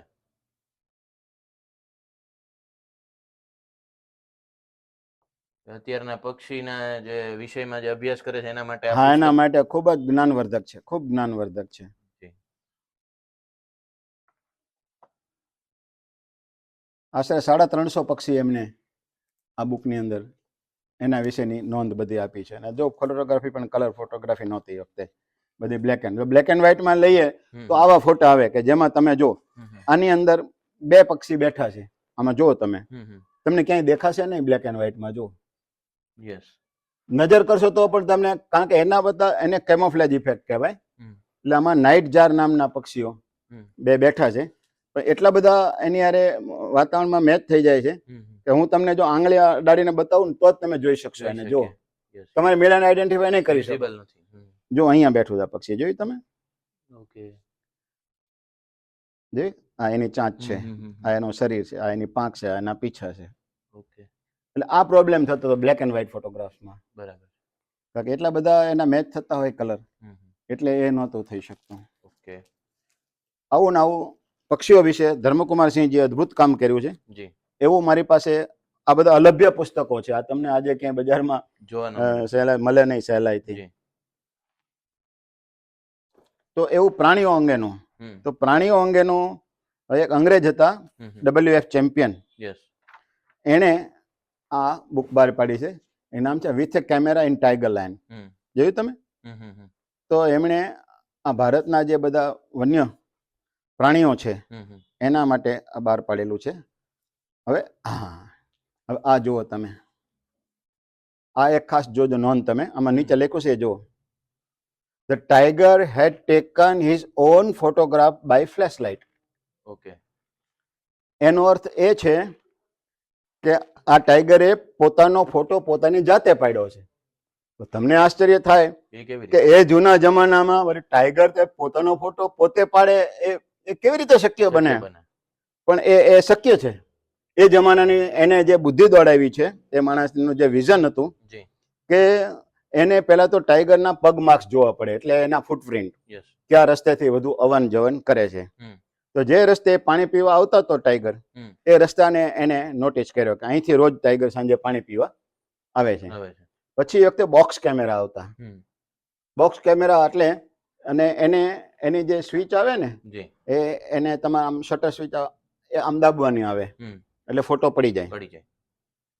બીજું કે રાતનો ટાઈમ, હમ દિવસે ટાઈગર ઓછો નીકળે, રાતના અંધારામાં જ નીકળે, હમ તો એની ઉપર લાઇટ પણ હોવી જરૂરી.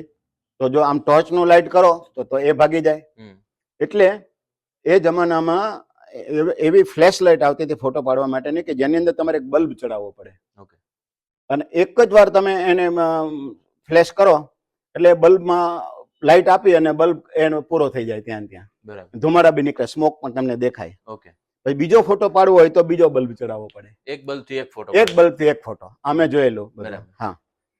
પછી એવી રીતે કેમેરાની જે એની શટર સ્વિચ હોય એની સાથે એને વાયર બાંધવાનો અને સામે બીજા ઝાડ જોડે બાંધી દેવાનો. હમ. એટલે અને કેમેરા એવી રીતે ગોઠવાનો કે ટાઈગર સામેથી આવતો હોય હમ. તો એમાં દેખાય એ રીતે કેમેરો લગાવી દેવાનો. ઓકે અને જેવો ટાઈગર અહીંયાથી પસાર થાય હમ. આગળના ઝાડે, એ ઝાડ નહીં આગળના ઝાડે, હમ હમ એટલે જેલો વાયર ખેંચાય, હમ.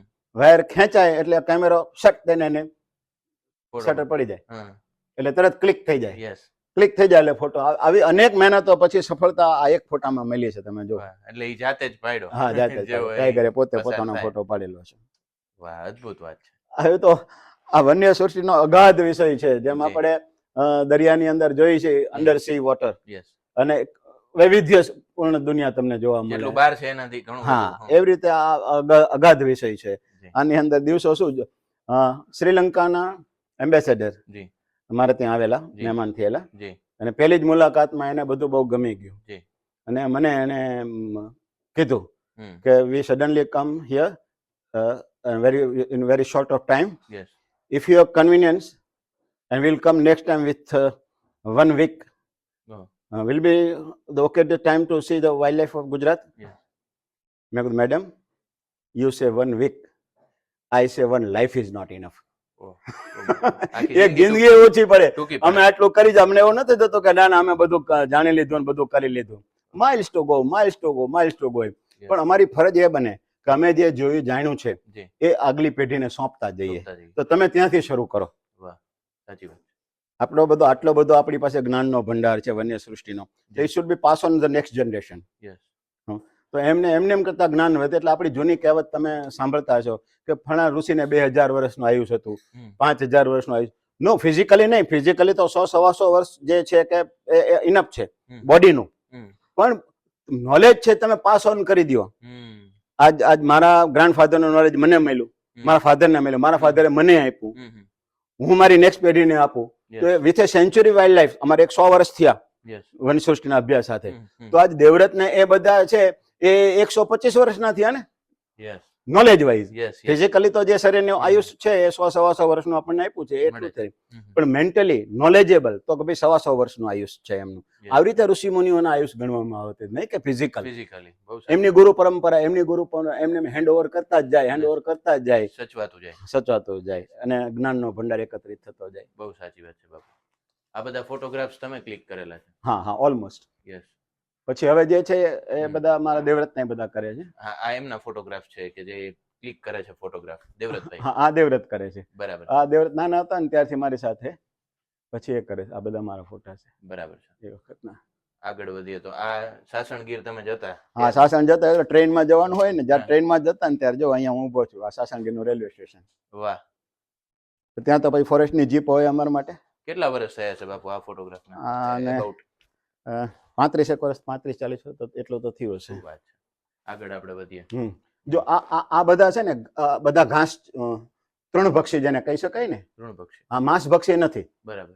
આ બધા જે તમે જો અને સ્ક્વિરલ, આ ઉડતી ખિસકોલી છે. આ તો અહીંયા આપણે અહીંયા જોવા ન મળે, પણ આ રતનમાં એ બાજુના જંગલોમાં જોવા મળે ફ્લાઇંગ સ્ક્વિરલ. ઓકે. હા, એનો બીજો ફોટો છે ઉડતો, હું તમને બતાવીશ. ઓકે.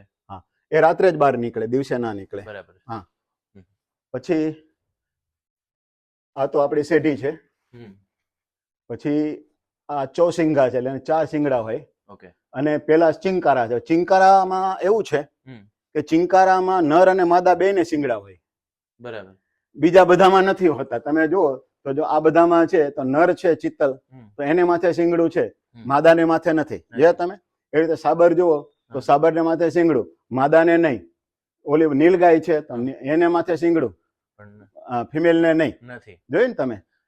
ચિંકારા એવું પ્રાણી છે, પશુ છે કે એને નર માદા બેયને શિંગડા માથે હોય. એટલે તમે ડેકોરેટ પણ દરેક વસ્તુ એવી રીતે કરી છે હા, કે બધી યુનિકનેસ પણ આવી હા, જાય હા, હા, અને હા. કવર પણ થઈ જાય. પછી જો આ 2 જાતના શેડા આપણે ત્યાં થાય છે. બરાબર. પછી હવે 2 જાતના નોળિયા થાય છે આવા. Okay. અને આ છે ને આનો એટલું બધું વૈવિધ્ય હું તમને હમ. કેટલું કહી શકું. હમ. આ સિવેટ છે, હમ. ઓલું પામ સિવેટ છે, હમ. અને આ કોમન સિવેટ છે. હવે ઓલું જે ઉપર પામ સિવેટ છે ને, હમ. હે એને અત્યારે કોફીના જ્યાં જંગલો કોફી ઉગે ને, હમ. તો એ કોફી ખાતું હોય. Okay. અને કોફી ખાઈને પછી જે એના સ્ટૂલમાં કોફી કાઢી નાખે પાછળથી, હમ. હમ. એ કોફી એટલી એક્સપેન્સિવ વેચાય છે કે યુ વોન્ટ બિલીવ. ઓહો. એટલા મોંઘા ખર્ચા કરે, આપણને ચિત્રી ચડે કે Yes. આવું તો કઈ પીવા, પણ લોકો એના વધુમાં વધુ પૈસા ચાર્જ કરે છે અને એટલા રૂપિયાની મોંઘી કોફી. ઓહો. બીજું, આ પ્રાણી ઉપર મનુષ્ય જે અત્યાચાર ગુજારે છે ને, યુ વોન્ટ બિલીવ. આ સિવેટ નામનું પ્રાણી છે. એને એક સાંકડી જગ્યામાં રાખીને ગરમ સળિયો કરીને એને એનસની અંદર પાછળથી ઘુસાડવામાં આવે. કેટલી પીડા થાય વિચાર કરો તમે. આપણે ધોકતા રૂવાટા ઊંતા થઈ જાય બાપરે. એટલી એને પીડા થાય ને. એ વખતે એનો જે પરસેવો છૂટે ને, એમાંથી પરફ્યુમ બને છે. ઓહો. એટલે મારી તો રિક્વેસ્ટ છે કે જે ગુલાબનું ફૂલ છે, ખસનું છે, હિના છે, આ જે અત્તરો છે એ વાપરવા જોઈએ. બાકી આ જે ફોરેનના જે બધા જે અત્તરો આવે છે ને, એ કેટલા પ્રાણીઓના ત્રાસ આપીને શેમાંથી બને છે ને તમે કલ્પના ના કરી શકો. પછી આ બધી જંગલી બિલાડીઓ છે. આ જંગલ કેટ છે, જે સામાન્ય બધા વગડામાં જોવા મળે છે. બરાબર. પછી ઓલી જે કેટ છે એ ગીરના જંગલમાં અને ખાસ એવા જંગલો હોય ને ત્યાં જ જોવા મળે. બરાબર. પછી આ રણમાં જોવા મળે છે. અને આ પણ અદ્રશ્યતાના આરે ઉભો છે, હેણોત્રો. અને એ પણ એક મોટી બિલાડી છે. હા, એ બહુ જૂજ સંખ્યામાં રહ્યા છે. હવે સૌથી હિંમતવાન છે ને, ઉપર જે બેડજર દેખાય છે ને, આપણે એને બૂટડું કહીએ છીએ. Okay. આ કોઈથી ડરતો નથી. આ સિંહ સામે બાથ ભીડે છે, ઓહો. આ દીપડા સામે બાથ ભીડે છે. આ કોબરા એને કઈડે તો કઈ થતું નથી. બહાદુરમાં બહાદુર તો મારી દ્રષ્ટિએ હું માનતો હોય તો આ બેડજર માનું છું, જેને આપણે બૂટડું કહીએ. બૂટડું કહીએ છીએ. બરાબર. પછી આને જોઈને ઘણા લોકો કહે ડાયનોસોર છે. ડાયનોસોર નથી. આ છે ને, આનું ગુજરાતી નામ છે હાલવો. હાલવો. હાલવો. એથી સુધરેલું નામ છે કીડી ખાવ. બરાબર. અંગ્રેજીમાં એને એન્ટ ઈટર કહે છે. Okay. અને એનું લેટિન નામ છે પેંગોલિયન. બરાબર. પેંગોલિયન. અને પેંગોલિયન છે ને, એ એનું સાયન્ટિફિક નેમ છે. હા. પછી ઉપર દેખાય ને એ વરુ છે. આ શિયાળ છે. આજે પહેલા નંબરમાં રહી ને શિયાળ છે. Okay. પછી આ છે લોકડી, જેને આપણે ફોક્સ કહીએ ને, પણ આ રણની ફોક્સ છે. બરાબર. એટલે એમ બેમાં ફેર શું છે કે જે વગડવ ફોક્સ છે ને, એને પૂંછડીનો છેડો કાળો છે, તમે જોયો? યસ. હા, આનો સફેદ છે. રણ લોકડી આવે ને એનો સફેદ ટેલ નીચે આવે, આને બ્લેક સ્પોટ આવે. ઓલો વરુ એની ઉપર રહ્યો ને, જેને આપણે વુલ્ફ કહીએ છીએ. હા. પછી છે હાઈના, જેને આપણે જરખ કહીએ છીએ. પછી આ ટાઈગર, જેને આપણે વાઘ કહીએ છીએ. પછી આપણું રીંછ, આ દીપડો. અને એક જમાનામાં સૌરાષ્ટ્રમાં ચિત્તા હતા, પણ અત્યારે લુપ્ત થઈ ગયા છે. બરોબર. પછી આ છે બધા સર્પો. એમાં પહેલો સર્પ છે જે નાનો દેખાય છે, એ સોસ્કેલ વાઇપર, જેને ફુરસો આપણે કહીએ છીએ. પછી બીજા નંબરે જે છે એ ચિતળો, જેને રસેલ્સ વાઇપર કહે છે. ત્રીજો છે એ બેમ્બુ પીટ વાઇપર, જે ડાંગના જંગલોમાં, વાંસના જંગલોમાં થાય. આ છે કાળોતરો, અને આ છે કોબરા. હા, આ તમારી એકદમ યંગ એજમાં તમે. હા, બધા યંગ એજના બધા. વાહ. કોઈ રેસ્ક્યુ કરેલા હોય, પાલેલા. આ ફોટો કોની સાથે છે? આ જે છે આ ફિલ્મ તમે જો, નામ શમ્મી કપૂર, રાજ કપૂર. Okay. એ કપૂર ફેમિલી, શમ્મી કપૂર એ છે. અને મારી ઉંમર જો તે દિવસે આ જ કપડાં પહેરતો હતો. મારી 17-18 વર્ષની ઉંમર હશે ત્યારે. વાહ. એ કપૂર પરિવાર સાથેના પણ સંબંધો અમારા. અને એમના જે વાઇફ છે નીલાબા, એમને મને રાખડી બાંધીને ભાઈ બનાવ્યા છે. એટલે પરંપરાઓ સંબંધો અમારા ચાલ્યા આવે છે. પછી જ્યારે હું ડિસ્ટ્રિક્ટ વાઇલ્ડ લાઈફ વોર્ડન હતો ને, એ વખતે નરેન્દ્રભાઈ સીએમ હતા ગુજરાતના, એ અહીંયા આવ્યા હતા. ત્યારે એમની સાથેનો એમને હું પક્ષી દર્શન કરાવું છું, એનો ફોટો છે. બાબુ, ફ્રન્ટમાં હા, સિંહનો ફોટો છે. હા, એટલે સૌથી વધારે પ્રિય સિંહ છે એવું કઈ આ છે? પ્રિય તે. અને બીજું ખાસ એ વાત છે, આ ફોટાનું મહત્વ એ છે કે તમને જોવામાં આફ્રિકન સિંહ જેવો બોટો લાગે આ, પણ આપણા ગીરનો સિંહ છે. બરાબર. એની ઓળખાણ એ છે કે આફ્રિકાનો સિંહ અને ગીરનો સિંહ હમ. બેની વચ્ચે તફાવત શું, સામાન્ય માણસોને બહુ ખ્યાલ ન ના. આવે, સામાન્ય નોલેજ જેન હોય એને. ઓકે. આના પેટ નીચે જે તમને ઝાલર દેખાય છે ને ચામડીની, યસ. આ આપણા એશિયાઈ સિંહમાં હોય, આફ્રિકન સિંહમાં ન હોય. વાહ. આ એની પ્રથમ દર્શીય જેને કહી શકાય ને ઓળખાણ. ઓળખાણ. હા, એને બેલી ફોલ્ડ કે ઓકે. બેલી એટલે પેટ ને પેટ નીચેનો ચામડીનો ફોલ્ડ. બરાબર. હા, અને આપણે સિંહને છે ને સિંહ તરીકે ઓળખીએ છીએ. હમ. પછી આપણી તળપદી સૌરાષ્ટ્ર ભાષામાં એને હાવજ કહી છે. હા ભાઈ. હા. પછી ગીરના નેરડા વાળા એને જાનવર કહે છે. હમ હમ હમ. પછી અંગ્રેજી નામ એનું લાયન છે. હમ. હિન્દી નામ છે બબ્બર શેર. શેર નહીં, શેર તો ટાઈગર નહીં કહેવાય. હમ હમ. શેર તો ટાઈગર નહીં કહેવાય, કહેવાય. અને બબ્બર શેર કહે. ઓકે. બબ્બર શેર એટલે સિંહ, સિંહ. અને ખાલી શેર કે તો ટાઈગર. ટાઈગર. બરોબર છે. અને આફ્રિકા સિંહ અને આપણો ભારતનો સિંહ એટલે એશિયાઈ સિંહ. હમ. એટલે આફ્રિકાનો સિંહ છે ને એને પેન્થેરા લિયો કહેવાય સાયન્ટિફિક લેંગ્વેજમાં. ઓકે. અને આપણો જે સિંહ છે હમ. એને પેન્થેરા લિયો પરસિકા, પેન્થેરા લિયો પરસિકા ઠીક છે. એટલે સાયન્ટિફિક નેમ તરીકે આપણો સિંહ એની અંદર ઓળખાય. ઓકે. વાહ. બરોબર છે. હમ. પછી આ તો બધા માલધારીઓ છે બધા. હમ. હા, બીજું કે આ ફોટામાં ઘણા લોકો મને પૂછે હમ. કે ભાઈ આટલા બધા સિંહની તમે નજીક કેમ? હમ. તો એ જમાનામાં આ સેલ્ફીનો યુગ નહોતો. હા. બીજું કે વાઇલ્ડ લાઈફ પ્રોટેક્શન એક્ટ પણ નહોતો હજી નહોતો. આવ્યો. હમ હમ. એટલે અમારે તો નાતો આની સાથે જૂનો. હા. એ વખતના તમારે જો ને તમારે તમે જો તો ખ્યાલ આવી જશે, મારી એજ નો તમને ખ્યાલ આવી યસ, જશે. Yes, yes. પણ હવે હું લોકોને ના પાડું છું કે ના કરવું કે જોઈએ. તમે આવું કોઈ સાહસ કરશો નહીં. જય. બરાબર. અમે સાહસ એટલા માટે કરીએ છીએ કે અમે સિંહને ઓળખીએ છીએ. યસ. સાચી એટલે વાત. સિંહ છે ને જોવાનું પ્રાણી નથી, સિંહને સમજવાનું પ્રાણી પ્રાણી છે. છે. બહુ સાચી વાત. શું સમજવાનું છે કે સિંહ છે ને એની પ્રવૃત્તિ હિંસક છે, એની વૃત્તિ હિંસક નથી. વાહ, બહુ મોટી વાત કરી. એની વૃત્તિ હિંસક નથી. નથી. એટલે સિંહ છે ને મહાવીર સ્વામી ભગવાનના મંદિરમાં દર્શને જઈશો તમે જૈન તીર્થંકરના, તો નીચે તમને સિંહનું દેખાશે, લાંછન કે એમને હમ સિંહનું દ્રશ્ય દેખાશે. હમ હમ. એટલે ભગવાન એમ કહે છે કે તમારી વૃત્તિ પ્રવૃત્તિ હોઈ શકે સંસારમાં છો તો, યસ. પણ તમારી વૃત્તિ હિંસક ન હોવી ન જોઈએ. હોવી જોઈએ. વાહ. એ સંદેશ એમાંથી મળે છે. વાહ. અને શ્રીમદ ભગવદ્ ગીતાના 10મા અધ્યાયના 30મા શ્લોકમાં હમ ભગવાન શ્રી કૃષ્ણએ પોતાની વિભૂતિઓ ગણાવી છે. હમ. એમાં કીધું છે કે પીપળામાં વૃક્ષ રૂપે હું છું, એમ સિંહમાં પ્રાણીઓમાં સિંહ રૂપે હું છું, એમ પોતાની વિભૂતિ ગણાવી છે. ગણાવી છે. બહુ હવે જ્યારે ભગવાન શ્રી કૃષ્ણએ આપણો આધારભૂત ધર્મ ગ્રંથ શ્રીમદ ભગવદ્ ગીતા એની દ્વારા પોતે પોતાની વિભૂતિઓ ગણાવી તો એનું કંઈક પ્રમાણ તો હોય ને. એટલે સિંહ છે ને જંગલનો રાજા છે. વાહ. રાજા છે એટલે એનાથી ઉપરોક્ત કોઈ જંગલમાં છે જ નહીં. હમ જે કંઈ છે એ જ ચીફ છે. હમ એટલે સિંહ બેઠો હોય ઝાડ નીચે હમ તો એ એની મસ્તીમાં બેઠો જ હોય. હમ. ઘણા લોકો એમ કહે કે સિંહ તો હવે હાવ થઈ ગયા છે નમાલા જેવા, હા. પડ્યા હોય છે એમને. પણ એ તો એની મસ્તીમાં પડ્યો હોય, તમારી હાજરીને એને નોંધે નથી. નથી. વોટ તમે ગમે તે હોય ને એને મનશું. યસ. આજ પ્રાઇમ મિનિસ્ટર બેઠા હોય અને રાષ્ટ્રપતિ આવે તો પ્રોટોકોલ પ્રમાણે પ્રાઇમ મિનિસ્ટર ઊભા થઈ જવું પડે. હમ હમ હમ પણ રાષ્ટ્રપતિ જો બેઠા હોય અને પ્રાઇમ મિનિસ્ટર આવે તો રાષ્ટ્રપતિને ઊભા ન થવાનું હોય. હમ. એમ સુપ્રીમ ઓથોરિટી છે જંગલની છે, એટલે તમે આવો કે જાઓ આંટા મારો એથી કરીને એને કઈ વિક્ષેપ થવાનો વાર જ નથી આવતો ને, વાહ. કોઈ સવાલ જ નથી પેદા સાચી થતો. વાત. એટલે એ છે. પછી શુદ્ધ પંચમનો સૂર હમ એ કોયલના કંઠમાંથી નીકળે, હમ. હાર્મોનિયમમાંથી નીકળે પણ શુદ્ધ નો નીકળે, નો જેટલો નેચરલ જે નીકળે. એવી રીતે શુદ્ધ ઓમકારનો નાદ છે ને એ સિંહમાંથી નીકળે. હમ. સિંહ જ્યારે રોર કરતો હોય ને, ઓમ ઓમ કરતો હોય ને, તો ઓમનો જે નાદ છે ને એ નાભીથી ઉઠે છે. અને નાભીથી તમે ઓમકારનો જ્યારે નાદ કરો હમ એકાગ્ર ચિત્તે, હમ. એટલે શું થાય? It can stop your unwanted thoughts.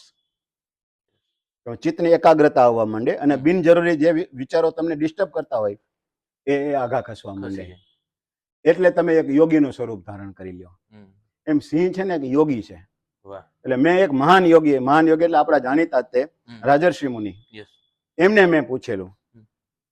કે રાજર્ષિ મુનિ અમારે યોગીને ઓળખવા કેવી રીતે? અમે તો સંસારી માણસો છીએ, હમ હમ તો અમને we can certified yogis. Hmm. એમ very simple definition Rajyasinh Muni આપેલી મને, વેરી સિમ્પલ ડેફિનેશન. એ કે તમારે યોગીને ઓળખવા હોય ને તો જેટલી એની આંખોના મટકા ઓછા ને એટલો સિદ્ધ યોગી માની લેવાનો. અરે વાહ. ક્યુરિયોસિટી ન હોય. હમ. જે યોગમાં ઉત્તરોત્તર પ્રગતિ કરતા હોય ને, યોગ સાધના કરતા હોય ને, એમાં કોઈને જોઈને પ્રભાવિત થવાનું ન આવે, હમ. કોઈ વસ્તુનું જોવાની એને ક્યુરિયોસિટી ન હોય, આતુરતા ન હોય. હમ.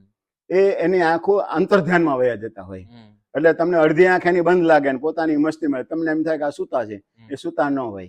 એને બહાર કાંઈ જોવાનું છે જ નહીં. જે કંઈ છે વિશ્વભર પિંડેશો બ્રહ્માંડ અને બ્રહ્માંડેશો પિંડે જે કીધું છે અરે વાહ. બધું અંદર જ છે બધું એમ. વાહ. એટલે તમે સિંહ જો ટાઈગર હોય કે પછી દીપડો હોય કે ચિત્તો હોય, હમ. એ થોડી થોડી વારે તમને એના દાંત બતાવીને ફિયરનેસ બતાવશે એના હમ. ફેસની. Yes. બરોબર ને? તો જેનામાં ઓછી શક્તિ ને એ શક્તિનું પ્રદર્શન કરે. જે શક્તિશાળી હોય ને એ કોઈ દિવસ એ એનું પ્રદર્શન ન કરે ન કોઈ કરે. દિવસ. સહજતાથી જે થતું હોય એ થવા દે, જુદી વાત છે. પણ એ પ્રયાસ ન કરે કે ભાઈ તમે મને જો હું તાકાતવર છું, જો મારા દાંત આવા છે, મારા પંજા આવા છે. અરે એ વાઘ દીપડા બતાવતા કરે, સિંહ નો કરે, કારણ કે સીધી યોગી છે. અરે વાહ. બહુ સરસ. પછી આ ગીરના માલધારીઓ બધા જો જી. આમની સાથે તો જીવનના એટલા વર્ષો કાઢ્યા છે ને અમે. અને અહીંયા મારા અહીંયા મહેમાન એટલા થાય લોકો, ત્યાંથી આવે તો અહીંયા રહે, અમે જઈએ તો એમને ત્યાં રહીએ. હમ. આ એક એક વાત જો હું લઈશ ને તો તો તમારા સમય એના કેટલો છે. પણ સૌથી મહત્વનો આ રસ્તો આ પિક્ચર બતાવું તમને. યસ. આ પિક્ચર યસ. મેં તમને અગાઉ કીધું હતું હમ. એમ, સિંહના જે ગ્રુપ હોય ટોળું, યસ. એને પ્રાઇડ ઓફ લાયન કહેવાય છે. ઓકે. પ્રાઇડ ઓફ લાયન એટલા માટે કે સિંહને જે સમૂહ છે એની તાકાત શું છે, તો બીજું ગમે તે પ્રાણી હોય, તમે ઘોડો જુઓ, ઘોડી જુઓ, ગાય જુઓ, ભેંસ જુઓ, હમ. તો બીજા બચ્ચાને એ ધવરાવા નહીં દે. હમ. જેની માં હશે હમ. એ જ એના બચ્ચાને ધાવવા દેશે, હમ.